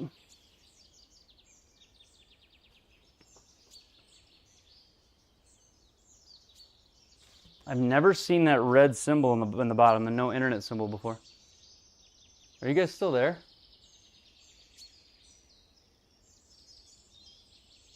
Huh. No, I still got internet. Okay. Never seen that before on GSPro. All right, 69. Do this again.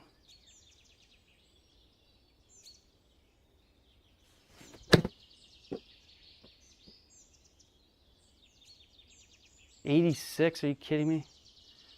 That last one was so much better. Ah. Okay. All right, let's see here. That no internet sign just threw me for a whole rabbit hole. God, I'm a squirrel. Okay, 15, uphill.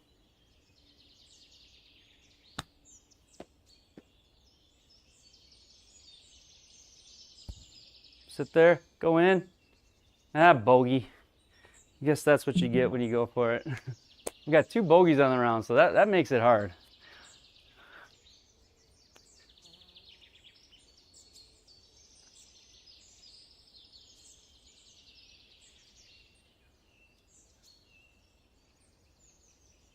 You should send me it. Send me a picture or send me a video. Send it my email. If you're talking to me, maybe you're talking to someone else. trpl.bgy@gmail.com. All right, let's make some birdies. We got 2 bogeys. Darn it.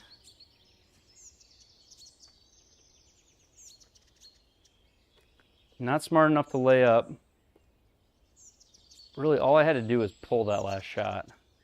Didn't even have to hit it good.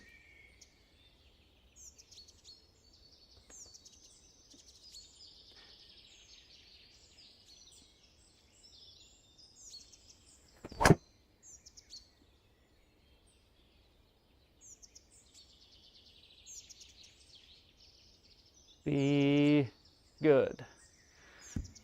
All right, there we go. So the birdie law, how that will affect, yeah. What is that gonna do, Stu? That's the whole like copyright infringement type thing, isn't it? Or what they call it the birdie law for some reason related to that? Or can you explain that even in short form?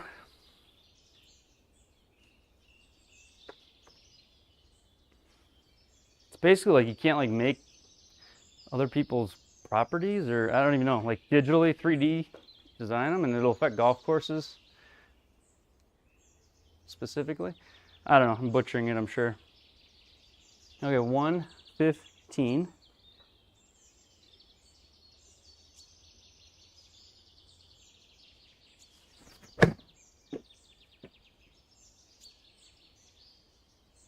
Be good. Be good. Spin. Just enough. Yes. Gosh, there's some fun moments in this round. Just get rid of those 2 bogeys and we're 7 under. Isn't that how golf goes, though? Wouldn't have anything to talk about if we didn't make bogeys. Oh, let's see.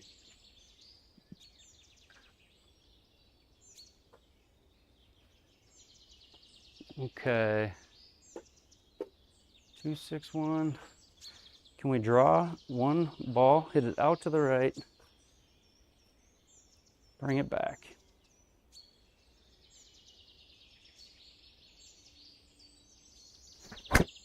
Nope. It's still gonna be good though. I'm not hitting the draw tonight. It's all cuts. I can just feel it in the hands. Oh, stay out of the pot bunker. No! Ah, we screw up these par 5s.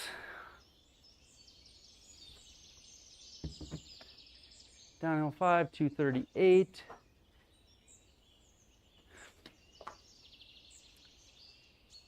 So much room to not hit it in the bunker, and we do that anyway, don't we? Okay, let's see here. 238, downhill 5.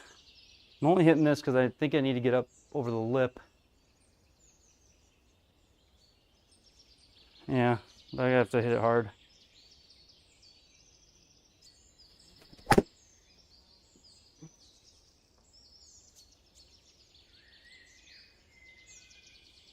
Oh, that was a good swing. Ripped, and it didn't read it. Okay, come on.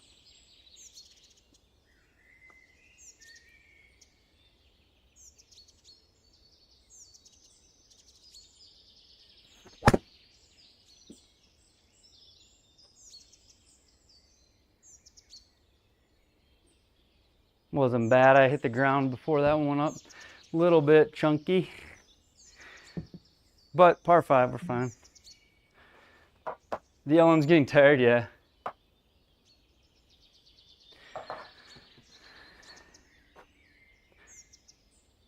It's usually the most pure shots ever, Ant. So actually and so it probably just doesn't believe that it's a real shot because it was hit so well. It's usually on my 60 degree. When I think the vertical launch angle is really high, I think it sometimes misses them. When the speed and the launch angle is high, like maybe it's in one of its, you know, error zones where it wants to say, I don't think that was a shot, let's not read it. The other time I think it happens is when you hit the ground first. So both of those hybrids felt a little chunky, but you know, the way the sole of that hybrid is, it like bounces off the mat a little bit.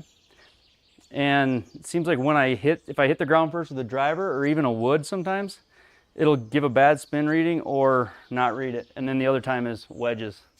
So,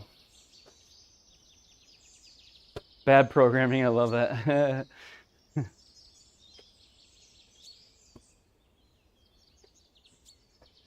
43.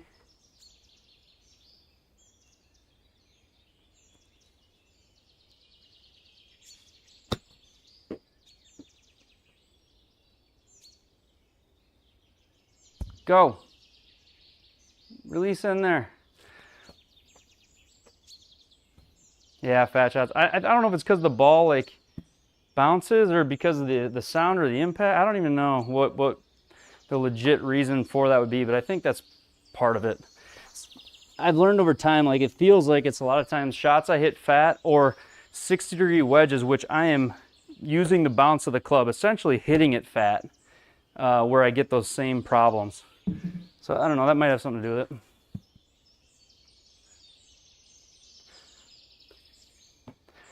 Okay, left edge isn't too much if I don't pull it. 6 feet. Boom. Boom. All right. 6 under. 16, 17, 18 to go. Not disappointed. This is much more fun. It makes me feel like a better golfer than the Tips Tour does. How'd you finish, Paul? Are you the one that just kicked my rear end, or are you the one at the top of the leaderboard? Where are you at?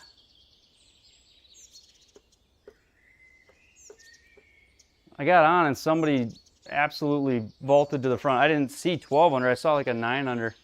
And then I looked just now and it was 12. 1 under gross. Yeah. It's a good round. All right, let's see here. 304. Hitting that heel cut all night. But it's not a bad ball to play. You know where it's going to go.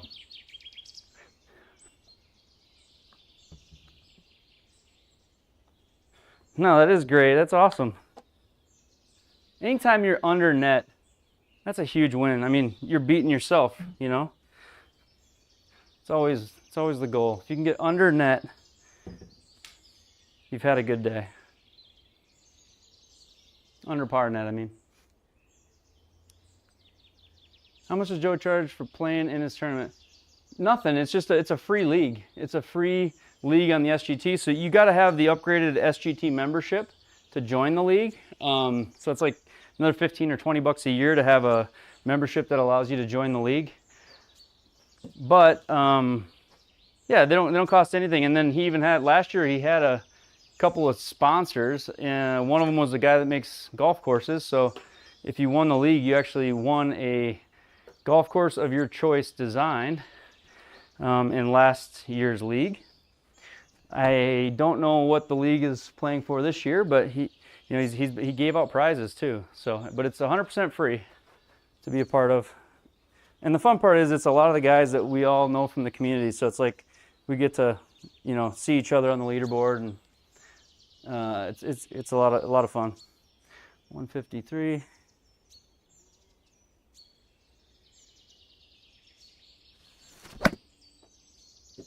Went with a nuked 9 instead of an 8. Is it going to be enough? Probably not. Should have hit the 8. I knew it over the ball. Oh, it's like I was thinking to myself, I got to hit this really hard. I have the wrong club. Went for it. All right, downhill 5.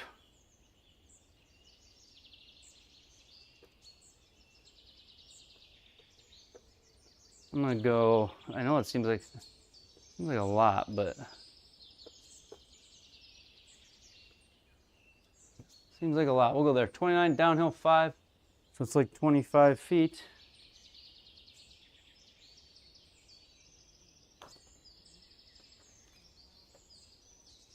Go in. No. Okay, now sit.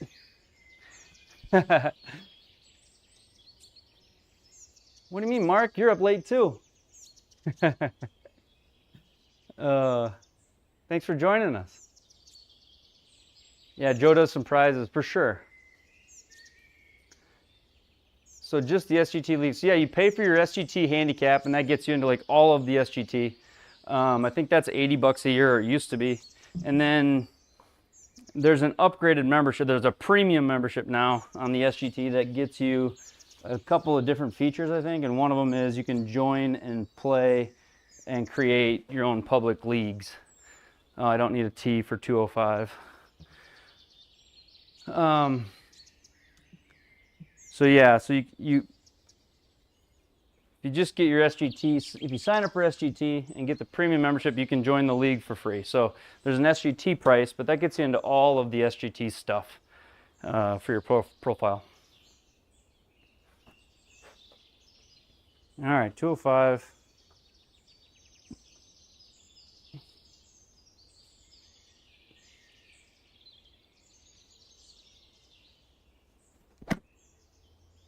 Not enough. I don't think it's enough. It felt just a little chunky. Go. Oh, go in. Have me hating on it and go in. Oh! So bad, it was good. I'm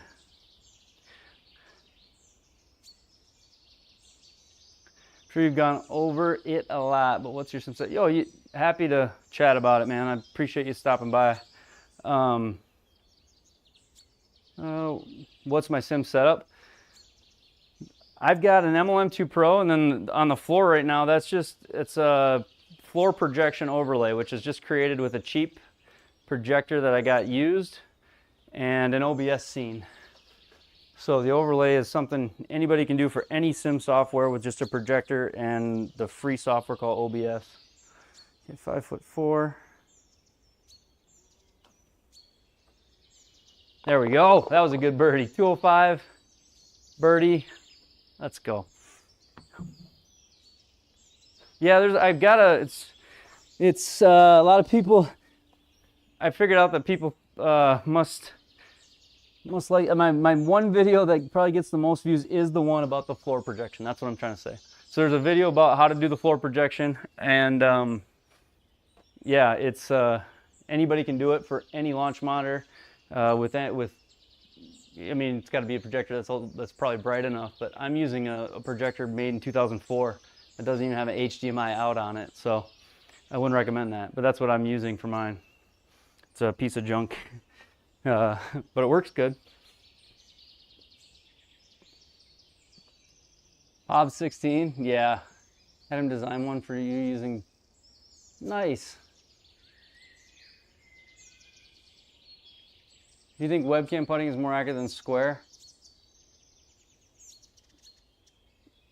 Do I use OBS for what looks like your screen as well? Yes. So OBS for like the entire thing. So my stream is like, I run my stream through OBS. So that allows me to, set up the way you guys see all the imagery. So like you see the overlay of GSPro. So it's like brighter and more viewable. That's all through OBS as well. And then I just project one of my other OBS scenes as like a preview window is what it's called. And then I share that preview window wirelessly through Chromecast to the projector, and that puts it on the floor.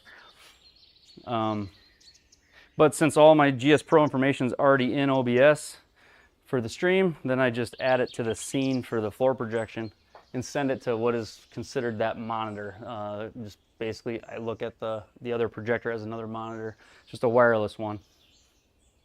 So, one display, yeah, you can.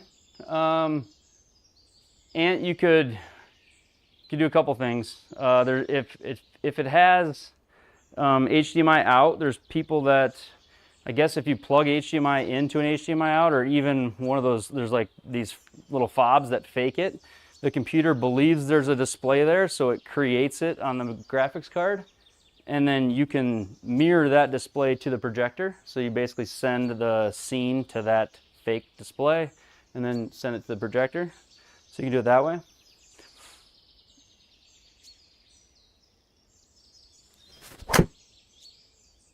HDMI dummy plug. Yep, there you go, Jayberg. That's what I was talking about. So there's guys that, I don't do it, but Jayberg sounds like he knows more about it than me. But guys will put like a dummy plug in their HDMI, and it fakes or mimics a screen. And then, yeah, you just send the preview to that screen and then mirror it. Sounds easy, but but if you have a little box, yeah, that does multiple displays, you could hook one up to an actual live display too, and then mirror that display over. 130 uphill 6, so 136. I would like to birdie this. Come on, right? We'd like to birdie every hole though.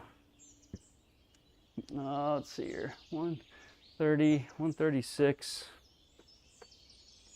A little bit of a false front. Definitely can miss to the right, and it's going to come down. Cannot miss to the left.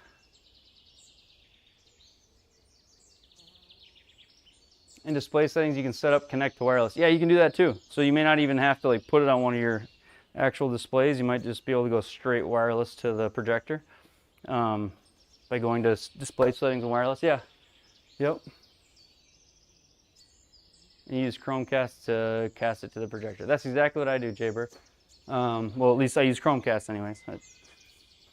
All right, 133. One more good one.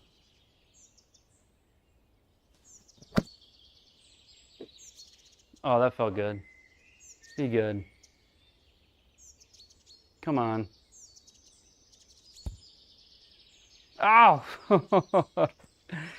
I think the tips tour was a good warm-up. I finally had hit some good shots. I know the course is a little simpler, but man, this round I had a lot more short putts. Okay, 5'6".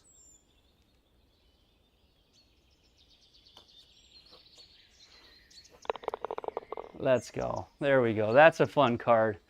That is a fun card right there. 1, 2, 3, 4, 8, 9, 10 birdies. 10 birdies. Thank you, Paul. Thanks everybody for hanging out with me again. Antennas, Andrew, Allen, Perry, Jaybird, J-Bout. Yeah, thanks, man. Appreciate that. Yeah, so what I do is, I'll show you that on here. So for me, I'll have, Scuba is the one in the lead in this league. So if I go to leagues here, thank you for the compliments, appreciate that. Am I third? I didn't get second even? These guys are too good. So leagues, it's like I don't have, it says do you guys see that on the screen? There's the no internet symbol here, but I'm streaming. And what is going on? That is so weird. How could I stream and not have internet? Anybody understand that? Actually got well, I haven't gotten -8, I think, yet because I haven't closed out of the round. So if I close out of the round, now I think it'll finish my last hole, I think. Because now if I go to sim tournaments, the JLAG League. What if it didn't register it because I like wasn't online? Wouldn't that be the shits?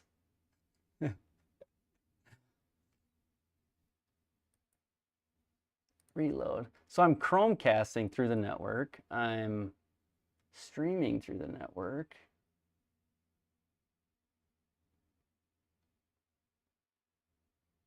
Close. It's because I don't have, it's saying I don't have internet. Let's see here. What, did I get banned from the SGT now or something? You've been banned.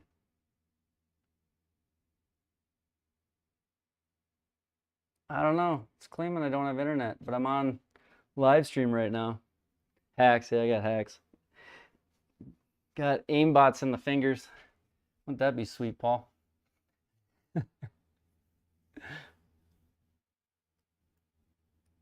The email I sent worked. Oh gosh, antennas. Probably did, didn't it? I don't think I have internet, so it's like not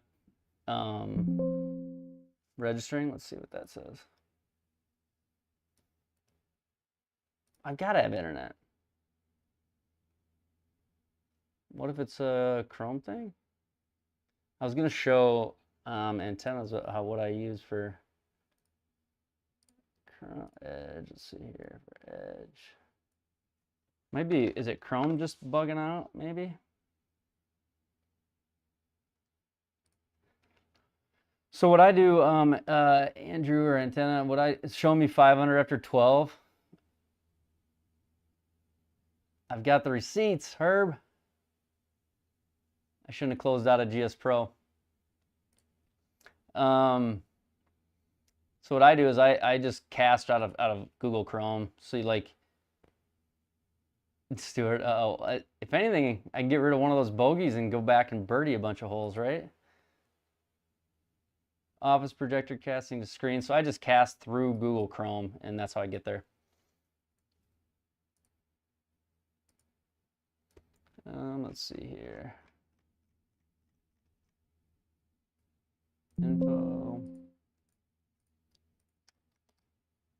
What's it got me at on there, guys? Is it didn't register for me?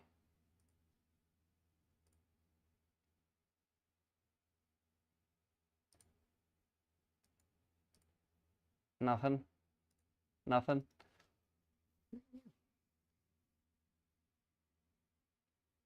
We're just all AI bots running your PC. How crazy would that be? I could double bogey a hole. You're right. I think if I get a hold of the GSPro guys tomorrow and just shoot them my VOD, they could update my scores, couldn't they?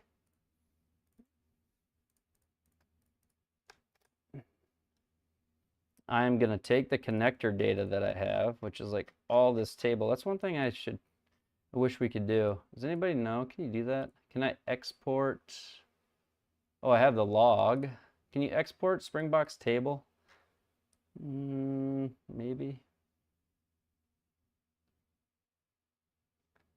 What programmers in here can do that? Export a table from...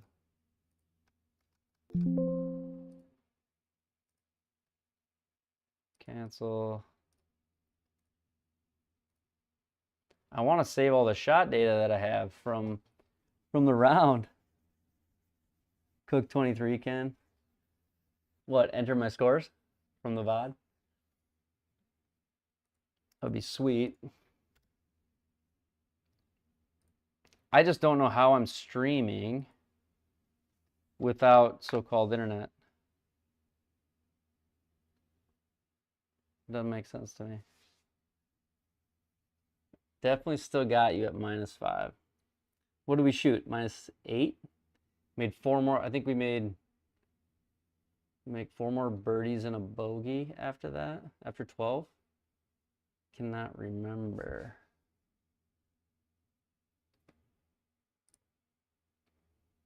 I think that's the case. Let me...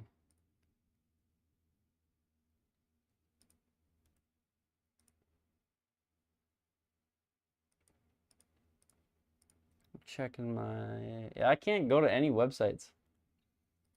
I think number 12 is where I started seeing that that issue popped up.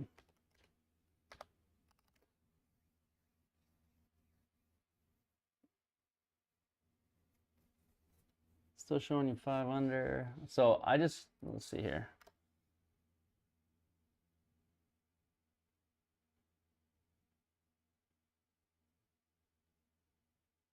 SimulatorGolfTour.com.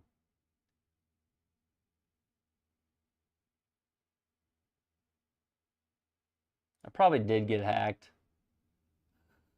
Your messages are going through, aren't they? Please enter your banking password now. Oh, God.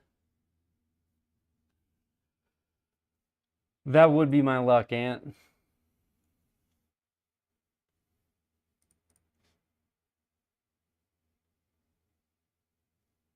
Very weird.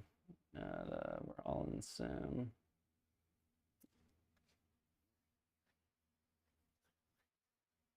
Well, I guess I'm not going to be able to, I'm not going to know. I don't even think I can get, I clicked on GSPro and I got nothing there. I've got nothing on, it's like I can't go to the internet. Status console checking for GSPro updates. Yeah, all good on stream, but it's only showing through tools.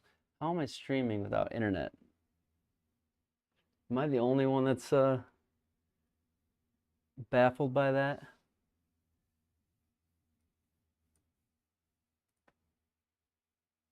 if I go, does incognito window do anything? Does Firefox? Should I try different? What is it, do you think? Anybody have any ideas?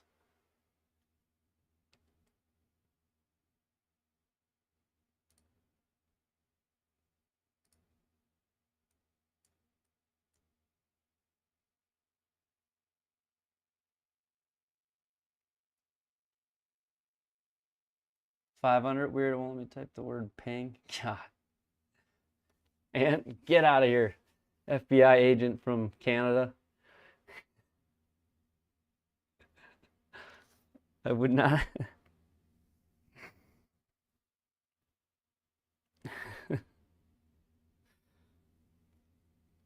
I just don't get it. Yeah, I don't get it. I don't know. I wonder if you do something, someone delivered the correct address, but the person's name on the package just came direct from.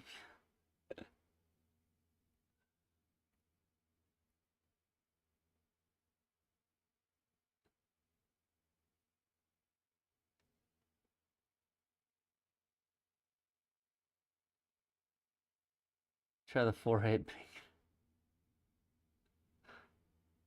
How do you manage to screen record the Garmin R50 screen?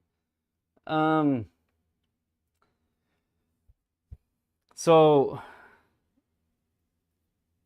I use, okay, so let me see. So you're not talking the how I had just a camera pointed at the Garmin R50. You're talking how do you screen record the HDMI out, right? I'm on Ethernet. I'm on a home Ethernet network. I just joined, I just added my Wi-Fi to it too. They can, and I've got it on video, so I think I could have them at it. I'll email them about it. I'm just surprised. I just am baffled mostly about why can't I get on the internet? I'm on the internet. I'm streaming. Okay, so how do you do it? So I use let me see. It's your screen record. I'll go to the website and show you what I use. You'll have to look it up. So I use Cam Links is what they're called. Cam Link 4Ks. I don't know if you've ever heard of Cam Links. They're a USB. What would you call it? Somebody else probably knows a better word for it. They're USB input for HDMI signal, commonly used for cameras. So like I have a DSLR camera that I'm looking into right now. That goes into a little Cam Link module, which sends it a video capture. Yep. So it's like a video capture USB card. Oh, if I unplug that, then I'll disappear. So never mind. So the one that I'm talking into right now, that capture card, I plug the Garmin into, and then I record it. But then I obviously can't use this camera. Sure it will, Andrew. Sure it will. Try Alt F4, he said. Try.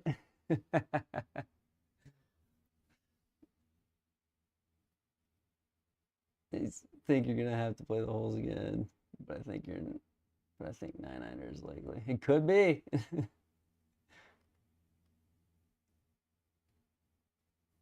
I should be able to get to. Oh, seriously, I know you wouldn't. I know you would. It reminds me back in the day when people would call and they'd be what was the prank, the crank calls like from the 90s. They would call and what would they do? It was like the erase all command, C/D/ whatever it was, delete all, and people would be like, oh, click here, click there, and lose their computer. Yeah. So BA Golf, just look up Cam Link 4K, and basically you can pass any video signal into your PC and record it. And the other thing that allows you to do is like, so if I bring it into the PC using the Cam Link, I can then throw it up on the projector using the Cam Link or record it. So what I do, executive management for we're a construction-based company, like industrial construction, basically all over the U.S. So we work in multiple states. But yeah, I've been in construction management pretty much my whole career, but a tech guy at heart. So I'm like, what am I? Director of IT and Director of IT and Innovation and Technology. That would be my technical title. But so I do deal with tech in our company now. I didn't always. My score doesn't show up correctly. Bummer. Yeah, I think someone can fix it. It's just fun to at least play well, you know? Like, not like the tipster, you get your teeth beat in. So, how did you get on the tips? How did they get on the tips? 2 round? Finished with a birdie and an almost birdie to shoot, was it 7 or 8 over on the first round. But I think if I could shoot, I'd need probably 200 in the next round. But it won't be breezy. It was breezy this round. And I missed every putt. But I think if I could shoot like even next round, I probably could still make top 50 and get 5 or 10, 5 or 6 world golf ranking points. So, your former IT retired? Nice. Yeah. So I do IT stuff and I love IT stuff. So I've been in construction forever, and now I deal with like the IT at our company and work with IT providers and people to help our company. I don't do all of this stuff, but naturally inclined towards technology. Let's see here. So I will run a ping real quick for you. I do know how to do that.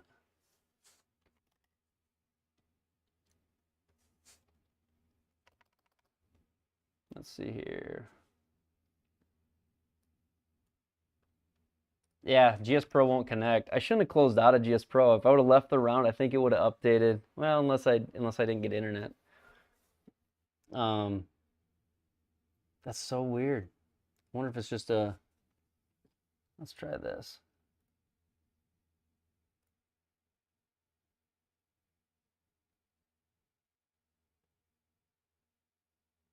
There's a filter on stuff. It won't let me type ping. Yeah, it won't let you. It thinks you're trying to do bad things.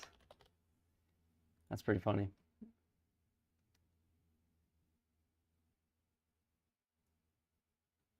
Thanks, Herb. Appreciate that. Let's see here. Localhost. Run the latest version. Setup is awesome. I played. No, I haven't played Josh Oddie yet, or played with him. I watch him. I watch his YouTube stuff, which is pretty cool. Seems like an awesome dude. Never met him. So, let's see here. He seems like a really good player. I think he's in like the top 10 or so in the Sim Tours rankings. I'm trying to get my internet to work.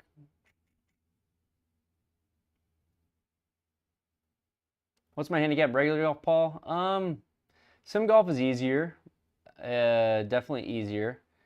I think I'm like a 3-2 outside. I was I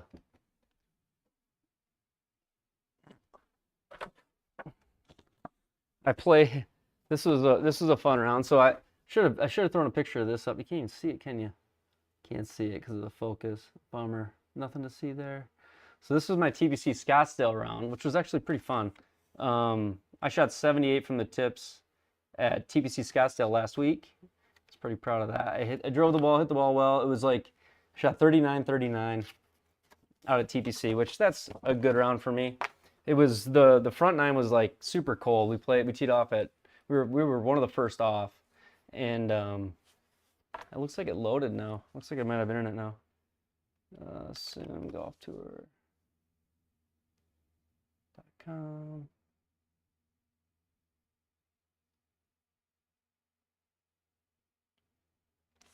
But yeah, the front nine at TPC, when we played the back tees, it was like when we got up to the second hole, and the guy I was playing with, we both thought we hit good drives, and we get up to our ball, and judging by the yard we had left, we're like, dude, you hit that 260. And I thought I crushed it. But it was 45 degrees and wet because they water the shit out of the course every morning. And so the first 5-6 holes felt long, like really long. And then we got to the second half of the round around like, I don't know, it was 10:30 in the morning. The sun was out, it was getting warmer.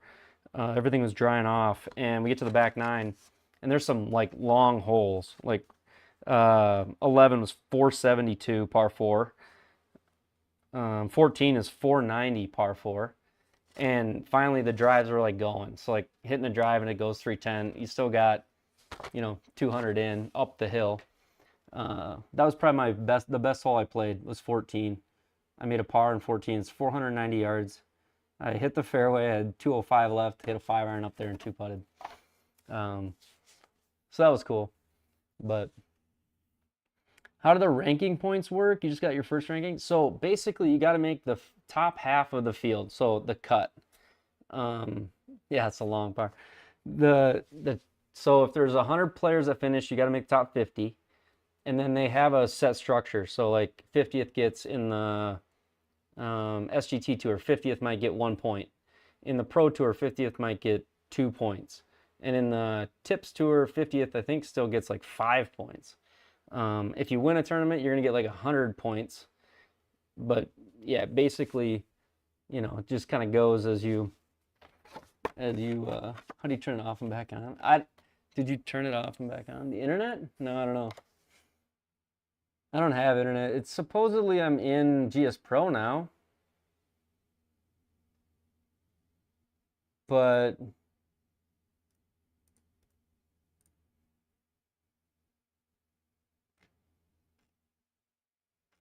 I'm just trying to figure out how in the world.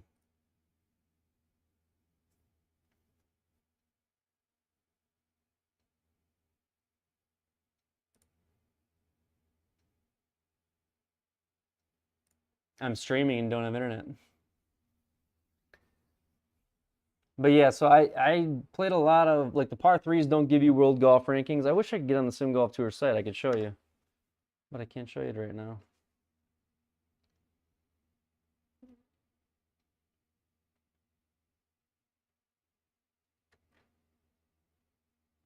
Yeah, I got a reply. I'm just getting nothing though. But I'm not there's got to be something with,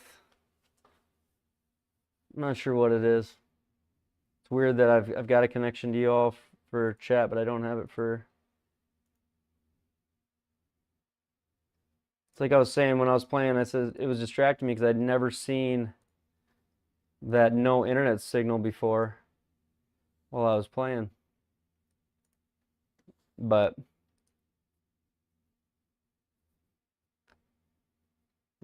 this is the kind of thing I'll end up doing though.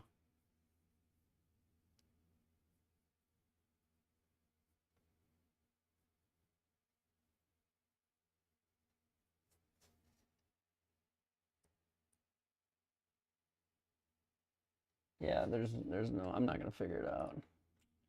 Well, that's okay. I'll restart and we'll go from there. And I'm gonna have to email GSPro and ask for those holes back. Darn it. I am gonna get on. I think I'm streaming tomorrow night. It'll be a shorter one though, and I'm gonna practice all day long because Spencer Country Club, the Pro Tour SGT event that's going on right now. It's the SGT and the Pro Tour. Spencer Golf Country Club in Iowa. It's very close to where I live. It's a kind of a famous, not famous, but it's one of the biggest tournaments in our region. Everybody wants to play in the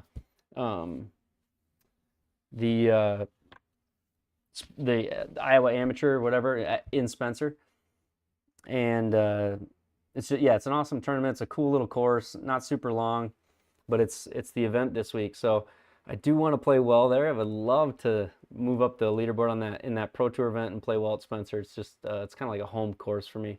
So I'll probably stream that tomorrow night, and I'm gonna try to get on a little bit earlier to do that. And then I got a little bit of filming to do. Let's see here. I'll probably stream tomorrow night and then again Friday night.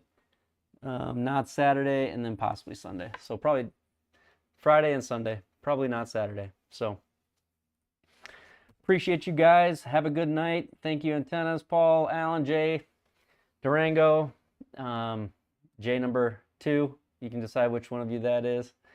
And I will hopefully get those scores updated tomorrow. Thank you. I appreciate you guys. It's truly fun seeing you here each night when I hop on. We'll see you tomorrow.